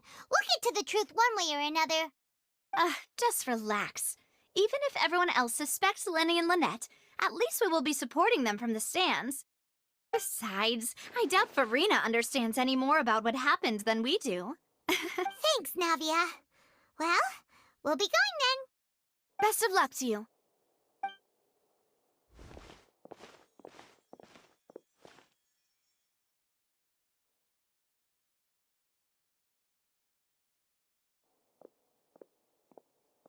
Ah, finally, you're back. Well, how did your investigation go? To be honest, you might be disappointed. No. We're already very grateful that you were willing to help. Well now, don't you all look disappointed. Don't tell me that your investigation came up empty-handed. That was to be expected, of course. The guilty can never produce proof of their innocence. But don't let that stop you. I shall be terribly disappointed should you, my most anticipated foe, concede so easily. Just you wait. Since both parties are present, I declare that the trial regarding the magic show incident is now in session. Firstly, in order for the audience to understand the causes and results of the incident, could we please have Mr. Linney explain the trick? Yes, of course. I will explain while Lynette demonstrates on stage. All the necessary items have been prepared.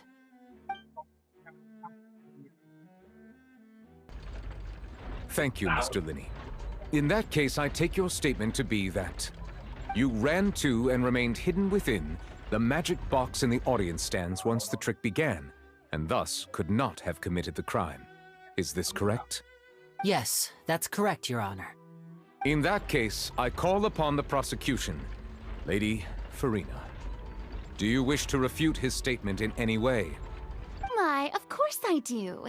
Allow me to take the first shot and break this case wide open. Mr. Linney is clearly lying. There is no way you could have been in the box the whole time if you were to abduct Halsey and murder Cowell. In fact, I'd say you were hardly in that tunnel at all. That is simply your hypothesis based on the presumption that I'm guilty. Oh, is that so? And if I may ask, what did you hear while you were inside your box? The roaring countdown of the crowd, of course. That's how I kept track of the time and built anticipation for the finale. And you didn't hear anything else at all?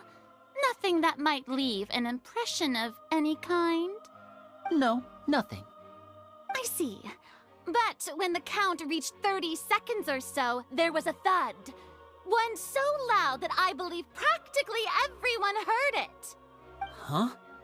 Hey, hang on. Something's not right here. Yeah, I'm sure he could have heard a noise Yeah, that we loud gotta- from inside the box. I was right Yeah, by the sound. box, and I definitely heard the thud. Look at those scales. Could those mean... The probably respect the trying dance on the trail. Well then, ladies and gentlemen, allow me to use the words of the magician himself.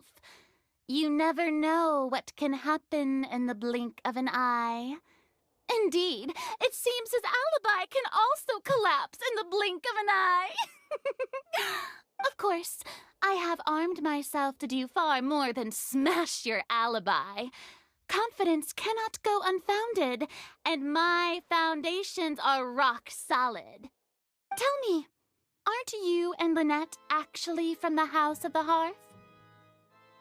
The House of the Hearth? They are Futuri? No wonder they did something like this.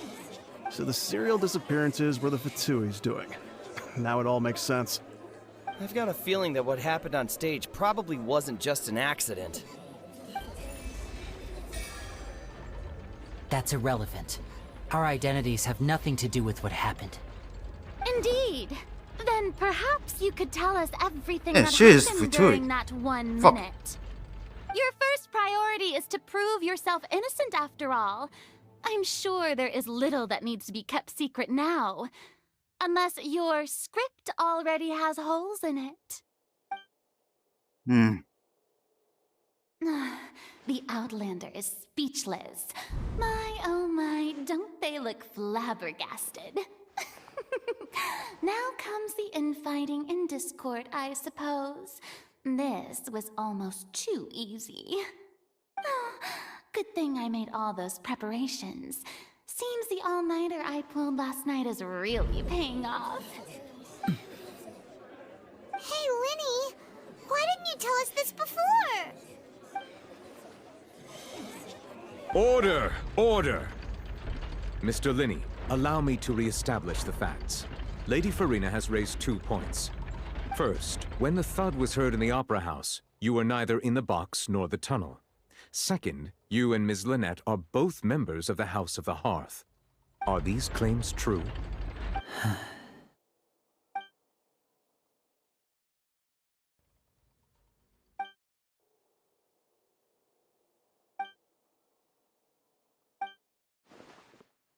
Please answer my question, Mr. Linney. I'm sorry. Yes, they're true, Your Honor. I knew it! Well, that's Damn. it. We might as well move on to the sentencing already.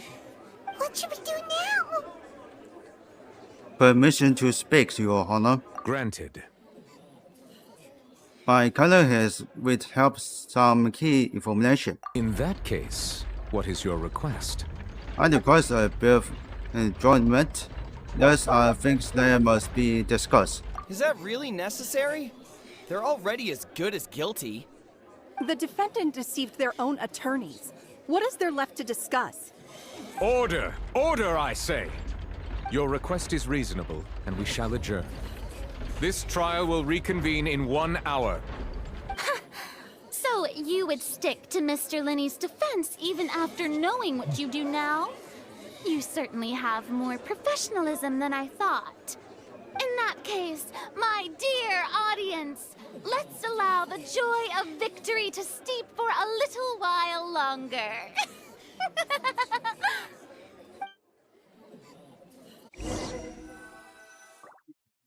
Point 2, note name.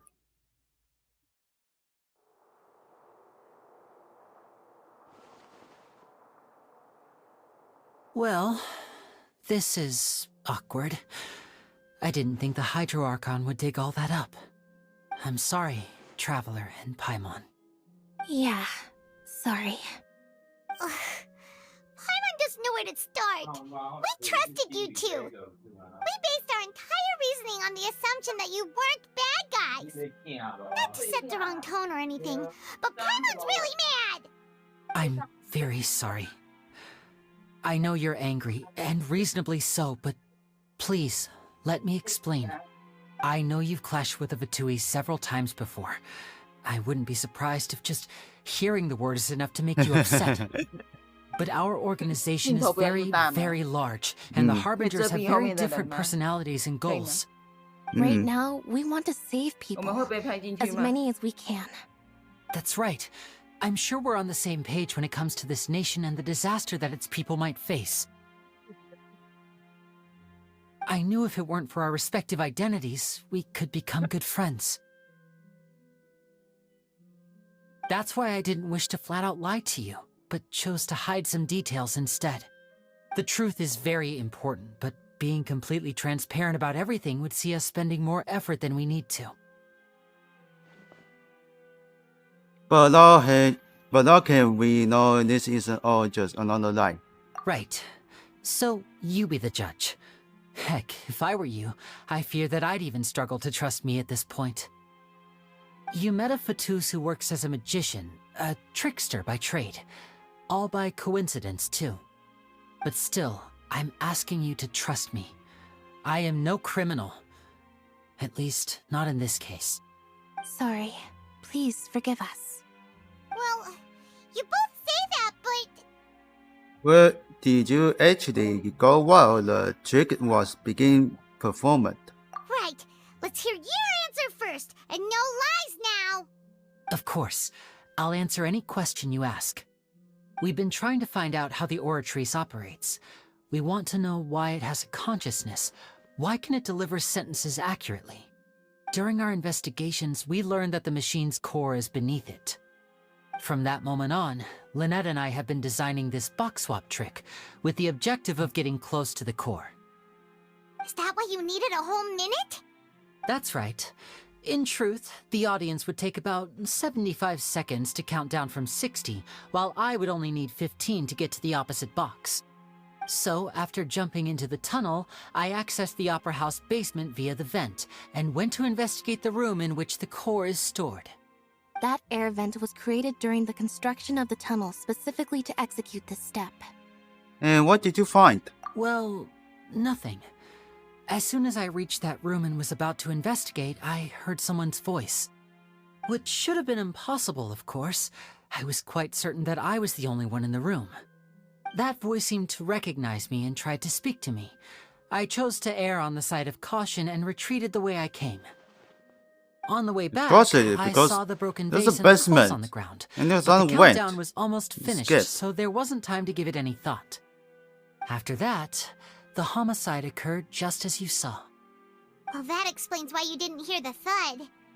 But what did you want to understand? How the architects, Because of that prophecy I told you about, of course. We must know all we can about this nation's secrets in order to deal with that I'm prophesied sure crisis. these two guys because That's the only this way is we can save everyone. this is basement. So, there you have it. The whole truth. I swear, I didn't hide anything from you this time. It was never my wish to proceed under this cloud of mistrust either. But like I said earlier, you can be the judge. If you want to leave because you don't trust the Fatui, there's nothing I can do to stop you.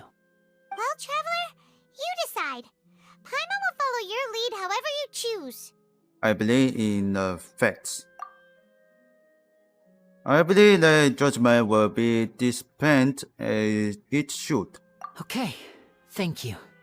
Thanks for giving us a chance. The current problem is that the scales are tipped pretty badly against you two. If we want to refute the Hydro Archon's accusations, we're gonna need a seriously watertight defense. Actually, we already have the key in the range we need. Huh? The argument almost over. Let's go back. Oh, Paimon thinks she gets what you mean.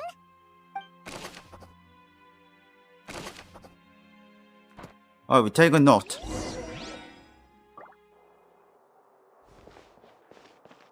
Let's resort.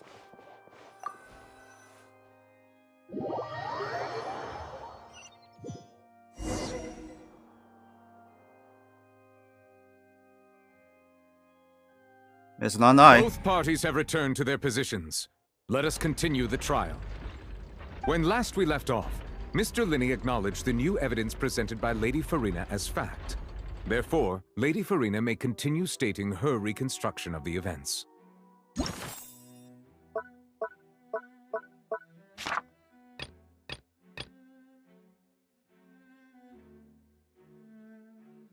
So we missed this lady. This was investigate the font.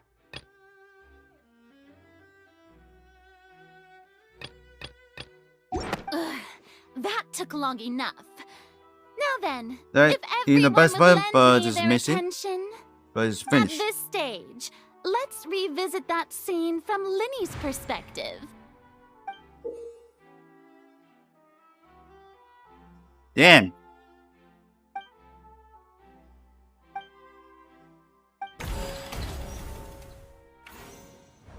As the countdown began, he entered the tunnel.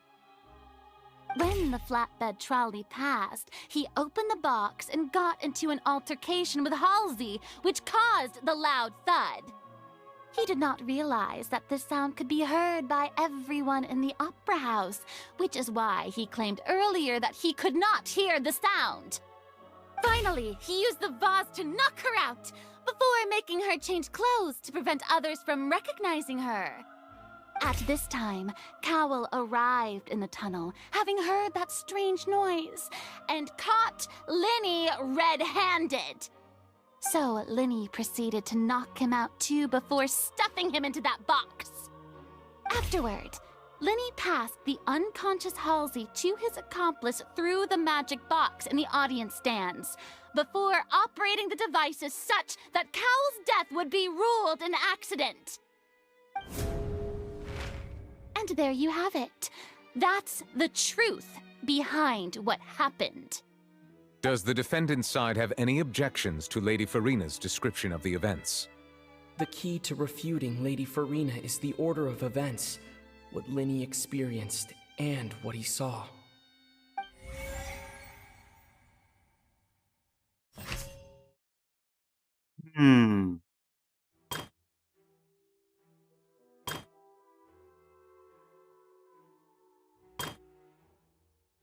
And this one, probably.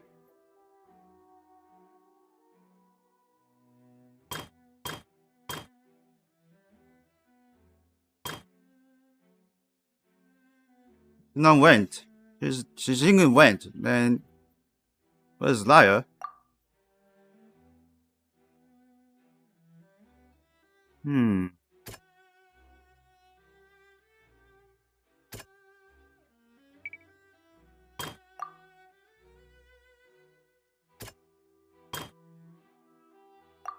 This one? Probably. Seems this won't produce a particularly effective rebuttal.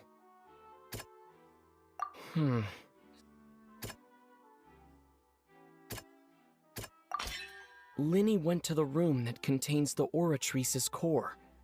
This is truth. One and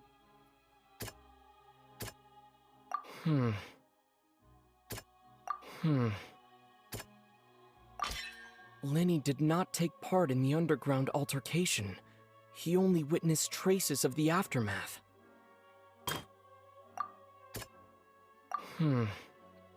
Wait, what? Where's this and this one?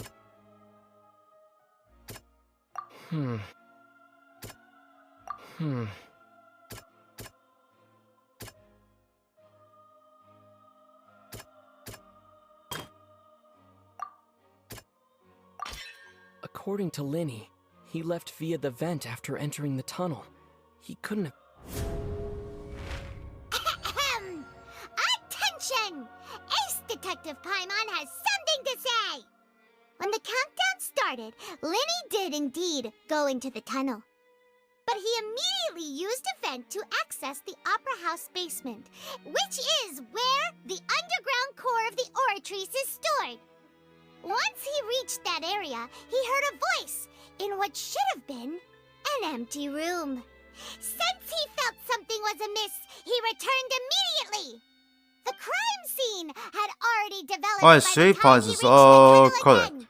And in order to complete the magic trick, he did not remain there for any length of time. Finally, he reached the surface, and that was when the accident happened from his point of view. Therefore, he's innocent. Okay, we got him. We're going back to the drawer. Successful deflation.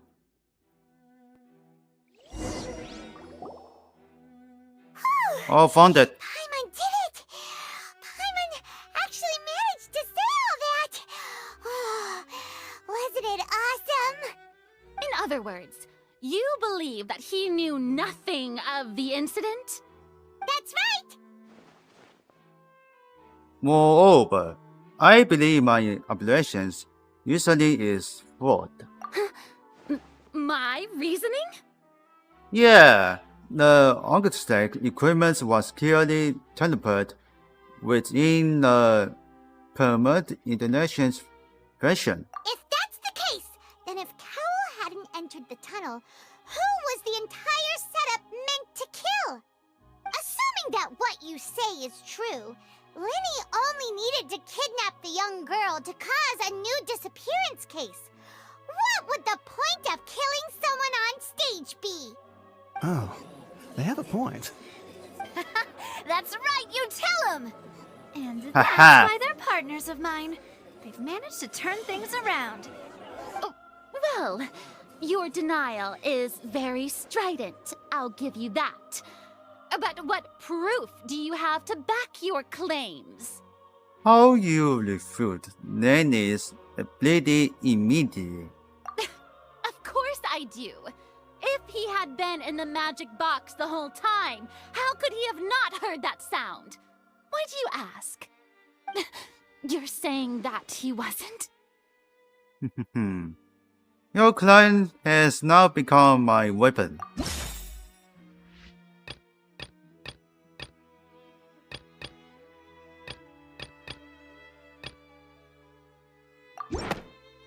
That's Gotcha. right. Haha. Lenny wasn't in the box or in the tunnel. That's why he didn't hear That's not anything missing. strange during the performance. This means that when the crime happened, Lenny had That's not already missing. entered the That is basement via the vent. That's a here. Same clue you used to disprove his alibi has now become the best proof. How do you like that? Well played. To think you'd use such logic. Well then, if it wasn't Lenny who committed the crimes, then who was it? The mother was.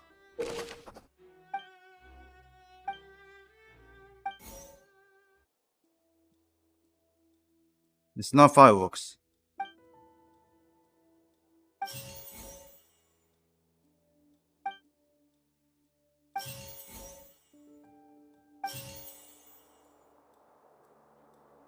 Halsey is the missing person and an ordinary audience member.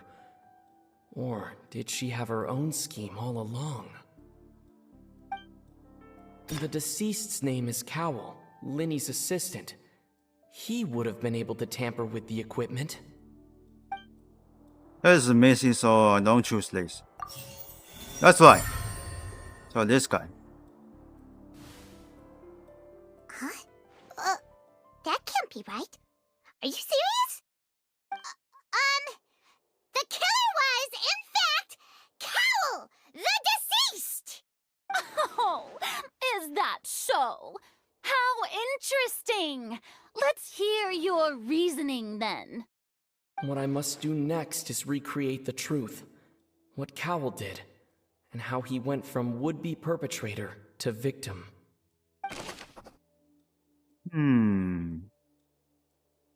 The sound we heard may have come from a clash between the missing Halsey and the criminal. It would have been tough for both people to fit into that vent. They would likely have bumped into Lenny as well. It's not that true. Clothing was in the tunnel, so there must have been some fear that she would attract attention. I guess not. It would have been tough for both people to fit into that vent. The deceased's name is It would have been tough for both people to fit into that vent. I guess it's when. She was incorrect. No one entered or left. The sound we heard may have come from Halsey's clothing was in. Oh, she was incorrect. Halsey's clothing was in the tunnel. No one entered or.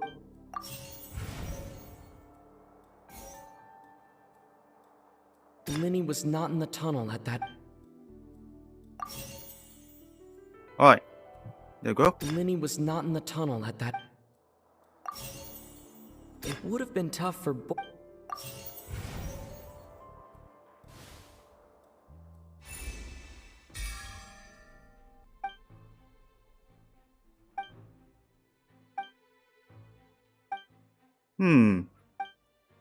What's wrong, Traveler? Are you still having trouble figuring things out? Where did the world did Hercules go? I see how it is. So this was all just a bluff. And here I thought you had something to show for it. But it seems you're still far from the truth. Look, since we're at a dead end, why not consider a different track? Just like the trick as it transpired, the end result must have been utterly different from the magician's initial design.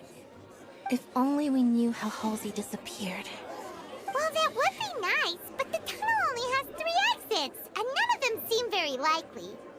And it's not like this is a magic trick where you can just make a real live person disappear.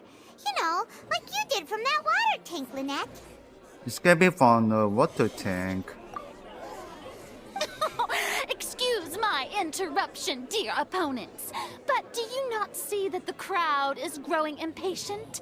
There is no greater sin in this opera house than an awkward delay in the performance.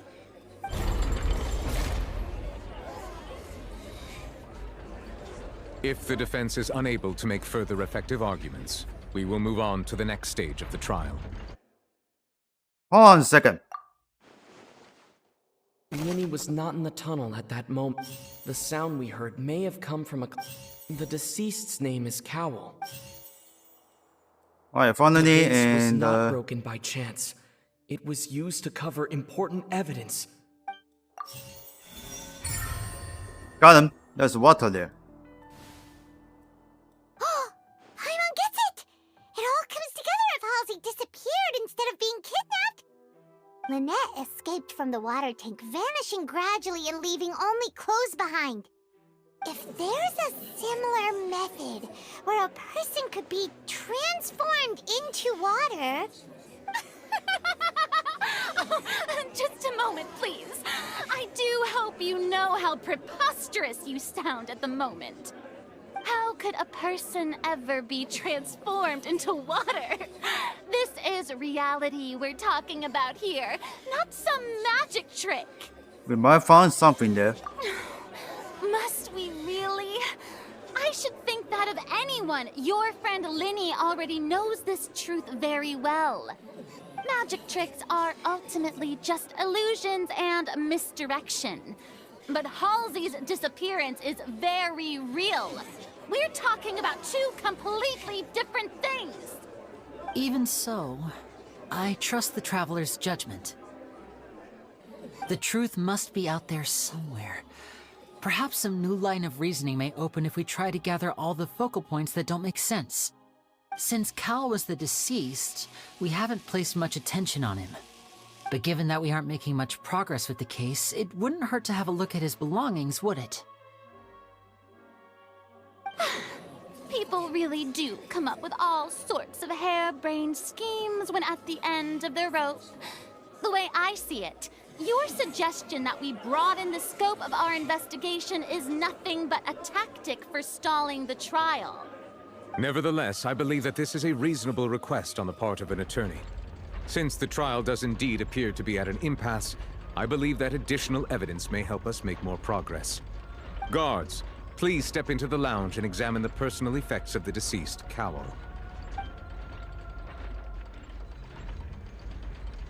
We are still examining the items, but we have already made critical progress that we feel must be shared with everyone post-haste. We discovered several test tubes of fluid within Cowell's baggage, each labeled separately. The notebook in his backpack claims that these fluids are... water from the Primordial Sea. The Primordial Sea? The note's contents also indicate that Cowell belonged to an organization that sells illegal drugs and that he had an accomplice. The notebook has many entries concerning safe usage of these fluids, in which the keyword dissolve appears many times. One of these tubes was labeled Opera Epiclese, along with yesterday's date. It is empty. The notes also state that these dissolution properties work exclusively on people from Fontaine.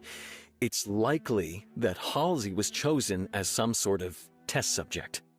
As such, we believe that the defense's hypothesis is, in fact, supported by sufficient evidence. You've got to be kidding! People dissolving into water? Could something so ridiculous actually be true? Wait a moment. This reminds me of a certain prophecy, but it's just a coincidence, isn't it? Huh. If people can become water, Does that mean that the water tank's real use was as a means to hide water stains? And if Cowl was targeting that girl... Wait just a minute. Could that mean... You two, with me, quick! Demoiselle, wait! What about your partners? Let's go. Just trust me. Order! Order! It is undeniable that further examination of the deceased's personal effects has yielded some surprising results, but we cannot yet verify the veracity of these clues. Still, let us assume that these clues are indeed authentic, albeit with the understanding that Ms. Halsey has yet to be found. Guards, please continue examining the items along these lines. Mr. Linney, it appears your hypothesis is supported by the evidence, so please continue speaking. Of course. Thank you, Your Honor. If we uphold this hypothesis, I believe that many of this case's seemingly unrelated clues can be connected together. Right! Like the metal hook! That one didn't make sense at all. Let's think about this. Cowell's methods must have something to do with that water from the primordial sea. Okay, let's put in this. The On rope this. that held the water tank up was lit by the fireworks and snapped. As such, the focus here is on the water and not the tank. Now it seems like the hook rope was not meant for another magic trick, but was instead some form of triggering mechanism. On this I guy. remember there was something else within the inner layer of that box. Lynette was in the magic box on stage the entire time. Did she have something to do with this? The Man, water use from the this. primordial sea should already have been prepped before Halsey entered the magic box. The rope that held the water tank up was lit by the fireworks and snapped.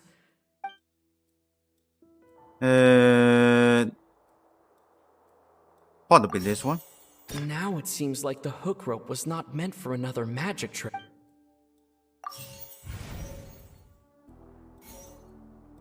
I remember there was some...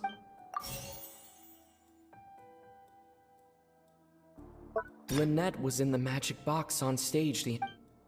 Now it seems like the hook rope was... Dang, it's none of his tip The subject. water from the primordial sea.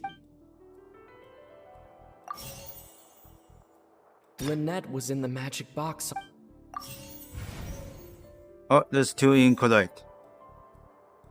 The deceased's name is Cowl. The rope that held the water tank up was lit by the... Only one's incorrect. I remember there was something...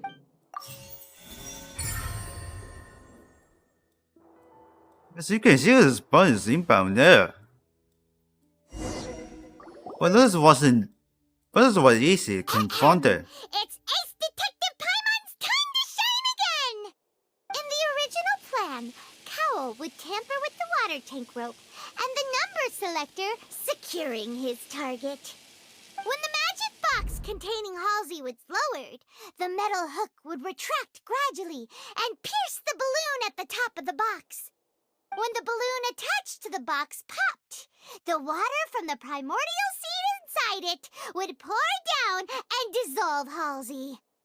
Afterward, Cowell would enter the tunnel and break the flower vase to conceal the water inside the tunnel, with the remaining evidence being covered up by the water tank on stage. But he encountered something unexpected in the tunnel and wound up being fatally hit by the same water tank he meant to use to cover his tracks. Huh. That does make sense. That actually links together a lot of the more confusing pieces of evidence. Oh, it's back for the draw. Oh dear, what do I do? Even I think they... Well. You can say anything. You're lying now. What a humiliation. Now, it seems like the only point of contention remaining is the exact circumstances that led to Cal's death. His notes mentioned he had an accomplice who could be related to the situation. On that note, the guards have just contacted me indicating that they uncovered new evidence. I shall now invite him on stage to share it with us. Thank you, Your Honor. We were just inspecting the luggage of the other people involved in this case. And we found an identical sample of the water from the primordial sea among Linny's personal effects. What? Damn. It can't be. Oh, I see. Well, how wonderfully comedic to have your own counterattack only to come back and wound you. Does this not clear all doubt? My dear citizens, my loyal audience, allow me to present my reasoning and bring this performance to a swift close. Linny did not need to take part in the dissolution of the young woman at all. Indeed, he did leave the scene via the vent. Having made modifications to the props beforehand, his accomplice Cowl then caused Halsey to vanish using the water from the primordial sea. But upon his she was return like- and cruel avarice, Linny desired sole credit and prepared to do away with his partner in crime. Ultimately, he knocked Cowl out, and the tool meant to cover the crime up also this was became like- a murder weapon. Now, as much as I regret having come to such a viciously straightforward conclusion, it does seem that the famed Fatui is quite the cold-blooded and ruthless organization. Am I right, Mr. Linny? We've used up all the evidence we collected. There's no way for us to make a rebuttal here. Is this the end of the road?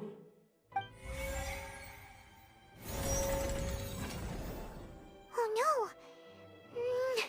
Paimon can't think of anything either. It doesn't look like there's any way around this. Seems using the water as new evidence was too good a move. Why did this have to happen now?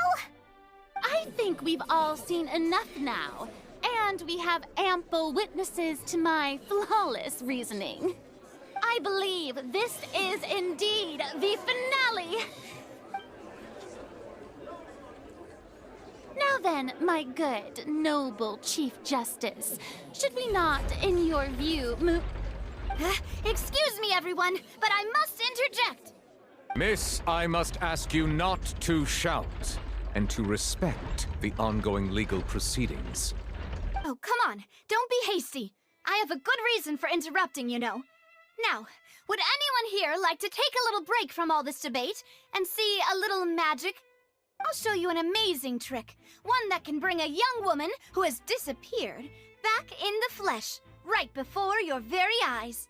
Please, do the honors, Mr. Linny, if you would be so kind. What in the world is she saying? No offense, miss, but miracles like that are beyond my scope as a magician. Come on now, don't be silly. Magic is all about misdirection, isn't it? It often conceals the truth while presenting a fascinating illusion. But once everyone believes the illusion, can't magic reveal the truth to them once again? Dang, these two guys And wouldn't such a just trick move on be the most into the marvelous finale center. to today's performance? Come on, Linny and Lynette. Give it another go. Don't worry. Spina di Rasula has made the necessary arrangements on your behalf. But, as the magic makers and stars of the show, I think I should leave the final performance to you. I understand.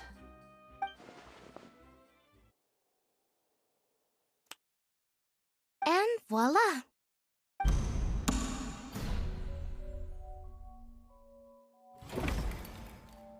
Oh, she's alive! Holy shit! Sorry for the interruption. Wait, isn't that Halsey? So the whole thing about people dissolving wasn't true after all? To be clear, I'm only here because this person told me that if I testified, the merit of doing so would lessen my sentence. I was hiding outside this room listening to the proceedings because I was afraid that I would be the one put on trial. I was just feeling happy that no one had noticed me, and then before I knew it, she caught me.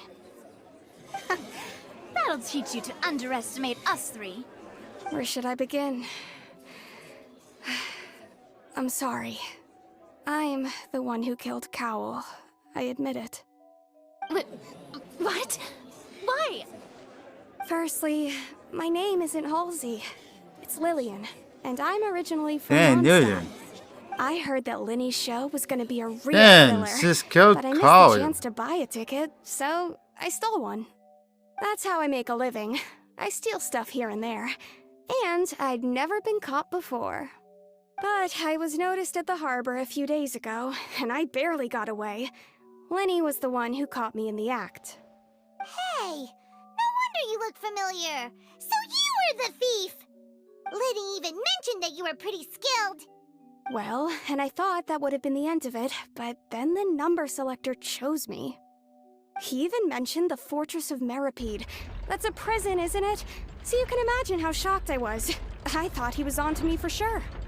So I played along with the show while looking for an opening to flee, but then I got water poured on me for no reason, and then someone jumped into the tunnel to nab me. I wasn't going to take that lying down, so I knocked him out and stuffed him into the box. There was nowhere to run from there, though, so I had to change my clothes and hide in a box containing performance costumes. I slipped out after the first guard arrived at the scene and continued hiding inside the opera house. Can a person even hide in there? If they protect it at Conumate probably. But I swear I didn't know that the water tank would fall down. Really, I swear it. Had I known that, I wouldn't have put him in the magic box. I may be a thief, but I'm no killer. Well, that makes everything pretty clear now, doesn't it? Yeah, now it's time to refute the Hydro Icon previous reasoning. This time, we need to tell the entire story from Lily-Ann's perspective.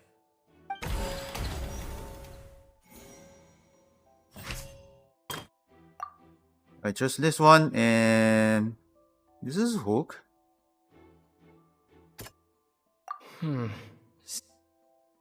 No, wrong. This body is so long. The Annoying? strange sound wasn't from a fight. It was Lily-Ann's attempt to break out when she was frightened.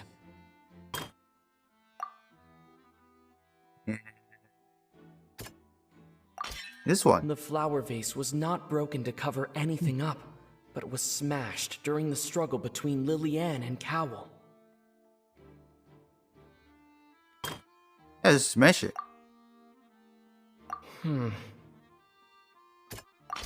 This one. Lily-Ann was afraid that she would be recognized if she left, so she changed clothes and hid, biding her time. Just what one might expect of an experienced thief. Alright, Storm. And it's Ace Detective Paimon time! Having been selected out of the blue, Lily-Ann panicked. Her panic only intensified after she entered the tunnel and had water poured on her head.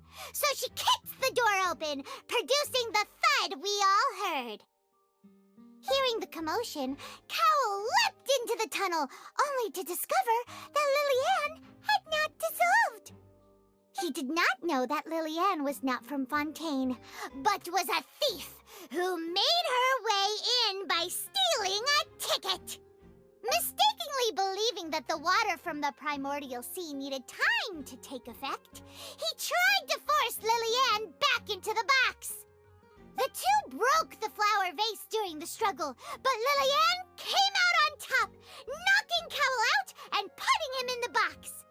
With no way of escaping, she changed her clothes and hid in the costume trunk until the performance ended. Okay, 2 is over. Blancheur is over. She knew that she would have to go through guard inspection if she tried to leave afterward. So, she has been trapped in the opera house these last 2 days. She had already become desperately hungry by the time we were chatting over macarons. So, she swiped 2 of them right under our noses. Talk about a sneaky thief. At this point, all the events that happened in the tunnel have now come to light. Ah, so that's the whole story. Bravo! Bravo! Now then, Lady Farina, do you wish to speak against the defense's statements?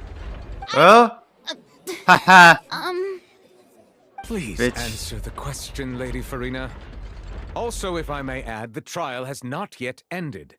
As such, I request that the prosecution not leave the room before the proceedings have concluded. What? Are you reading my mind now? No. I have no further arguments. I admit defeat. But really, could you at least have left me with some dignity? Wow. Look at that. Whoop. She's like a deflated balloon She is now. really like. If there are no objections, then as the Chief Justice of Fontaine, I shall once again repeat the full sequence of events.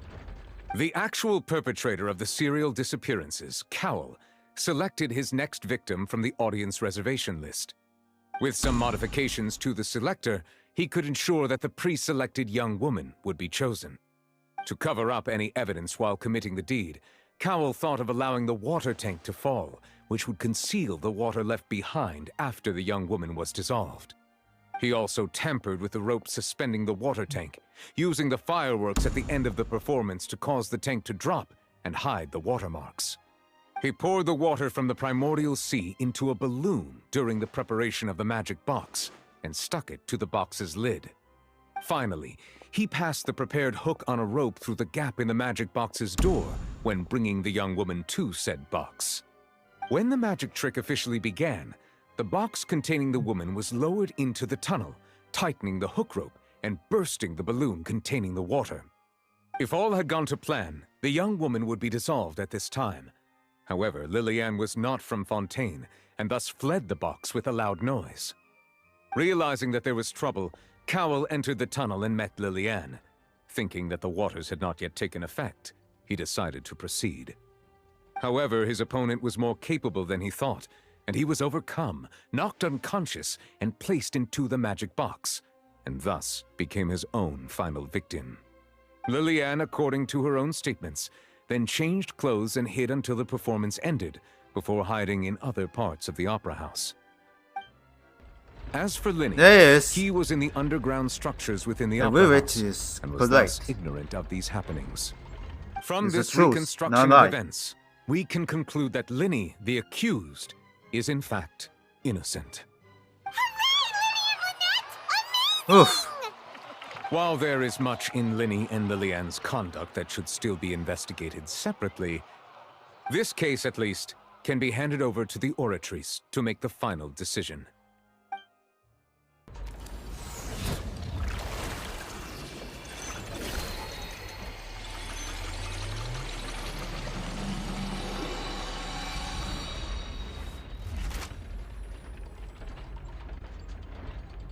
You have triggered. As such, Linny and Lynette are officially declared not guilty. Yeah! She looks like a heavy sticky bean. Great work, partners. Thank you all. Thank you so much. Let's not celebrate just yet. Next, I think we deserve an explanation, Guard Vaughn. How did you find the water from the primordial sea in Linny's baggage? Right! Your discovery caused me to make a serious mistake, you know. Or was that not a discovery, but false evidence that you dared to bring before this court? I suspect that the accomplice mentioned in Cowell's notes was not Linny, but you, yes? Uh-oh. I'm sure you know what you must do to lessen your sentence. Speak quickly! Unless you want to earn yourself a one-way ticket to Coupon Town. I was just following orders. We were supposed to place blame for the serial disappearances onto Linny, and thus cause suspicion to fall on the Fatui. The higher-ups said this was the best opportunity to do so. And now that your plan has fallen through, and the secrets of the water have been revealed, you have become a liability to said higher-ups, yes? Therefore, you would be wise to tell everything you know, and seek the protection of the guards. Yes, I'll tell you everything I know. Our boss discovered that the water can cause people to dissolve. It can also be made into a potion, which when extremely diluted, can cause people to experience unforgettable exhilaration. We've been in this business for a while now, and have made decent mora off it. The disappearances were also the boss's idea. I mean, this is the boss we're talking about. The...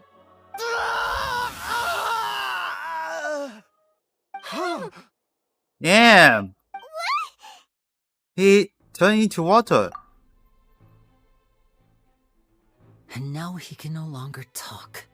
Such ruthlessness. I shouldn't have expected any less of them. An outrageous act. All present, please submit to inspection immediately.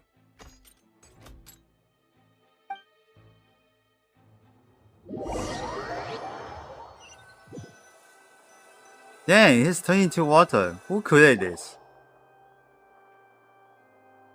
Unbelievable. We're just going back now? We're not in here anymore. That's true, but... Traveler, Paimon, please wait. Huh? Lenny... I know you may not want to speak to me right now.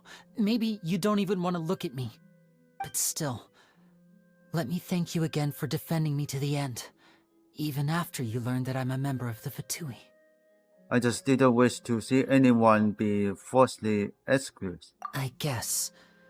But regardless, I'd like the opportunity to set things straight. I didn't approach you with any ulterior motives or ill intent. I've spoken to you as myself, just plain Linny this entire time. As for why I'm a Fatus, it's because the goals of the House of the Hearth align with those of an orphan like me. That's all. That was how Father, who you might know as the Knave, approached recruiting us back then too. The Knave? The one who controls the House of the Hearth? She's your father? That's right. And since we're here, I was wondering, would you mind hearing a story? It's about my past.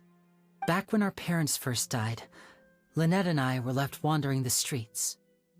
To survive, I took to surreptitiously observing an older street performer who did magic.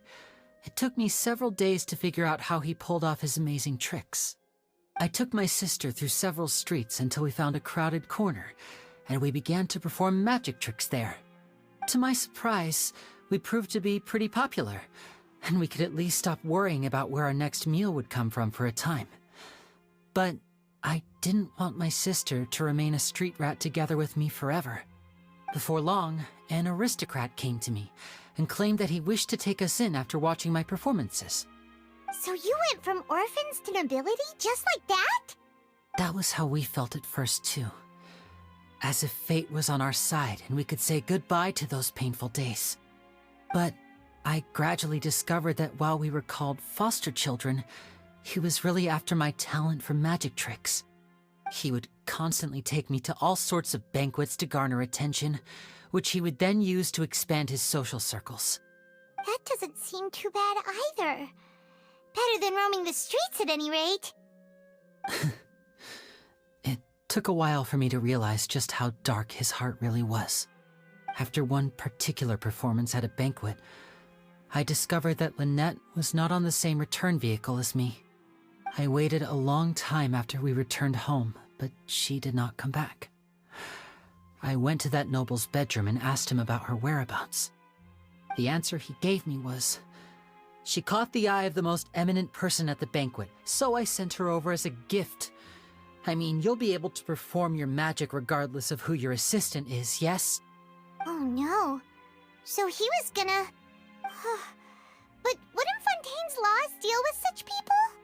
As far as outsiders are concerned, this is a relationship akin to adoption or foster care, and they have their ways of escaping the eye of the law. So what happened after that? I managed to ferret out the location of the mansion of that so-called eminent person and hurried through the night. But by the time I leaped over the walls, avoided the guards, and made my way in, all I saw was the moonlit ground covered in blood, and the knave standing there in the darkness. So, she'd already taken care of that guy. That's right. She had rescued my sister before she could come to any harm, and had even discovered several girls hidden in a basement, all of them orphans. Father, the knave, might have seen something in me, and so she made me an offer. The House of the Hearth welcomes you, for your interests align with ours. Here, none will ever betray you. Indeed, betrayal shall never be permitted here. I was hesitant to trust her. I had just been betrayed by nobles. But she was also quick to destroy the noble who had taken us in at first, giving us back our freedom. Oh, so that's how the two of you joined the House of the Hearth. That's all in the past, Thor. She has her own plans. She has gained permission from the Tsaritsa to first use the Gnosis' power once she obtains it. She plans to use it to find a way to break the prophecy and save Fontaine. So, she believes in that prophecy too? That's right. The whole House of the Hearth is currently working to combat that crisis. Today's case has also proven that people from Fontaine can indeed dissolve into some sort of water, thus further supporting the prophecy. All of us house members here, Lady Arlecchino herself included, are from Fontaine. We won't give up on defending our homeland. To us orphans, the only connection we have left to this world, apart from our family, is our homeland. So, from small deeds like distributing magic pockets to huge schemes like stealing a Gnosis, everything is aimed at dealing with that prophecy. But I still can completely trust you. It's alright. I understand. The only thing I can do is relate all this to you. I just hope you can understand that even as a member of the House, I have never stopped making my own decisions, and that I believe what I'm doing is right. If you should need anything at all in the future, feel free to find me. I will do my best to help you, as plain Linny. I understand. Bye, Linny!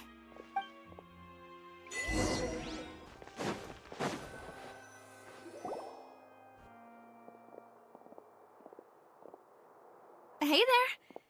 What was with the disappearing act you pulled right as the trial ended? Were you looking for us, Navia? Well, this whole thing isn't exactly over, is it? I do feel that we're getting closer to solving the serial disappearances case, though. Don't you think so, too? Well, Huh? What's wrong, my dear partner? was necessary looking into several disappearance cases. Besides, are you sure we're the ones who can crack a case that's been cold for decades now? And given that there's new evidence from the trial, there should be a trail of breadcrumbs for the Hydro Archon's people to follow now, right? Ah, I see. Well, I won't lie. I'm a little shocked to hear that from you. But I suppose you are just travelers who have only arrived in Fontaine after all. Sorry. I might have been too presumptuous. Don't say that, Navia. Ah, and we were having so much fun investigating with you, too. It was like having new waters flowing into a stagnant mire, causing new hope to spring forth, and the reflection in the murk to become clearer. Sorry about that.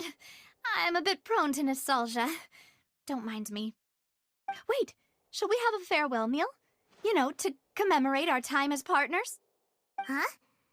Do we really need to get that formal? Well, guess you really did treat us as partners, huh? Well, I just like to have a proper ending to every important memory. That way there are no regrets later. Anyway, it would just be a meal, so it shouldn't take up too much of your time. Well, if you say so. You don't have to twist Paimon's arm. If Boss Navia's treating, count Paimon in! Oh, wonderful. In that case, why don't we return to the court of Fontaine and head to the Hotel de Boer? I believe we'll make it just in time for dinner. All right, then. Let's have our farewell meal. Farewell meal. Let's go. Oh, quest complete. Yeah. There we go.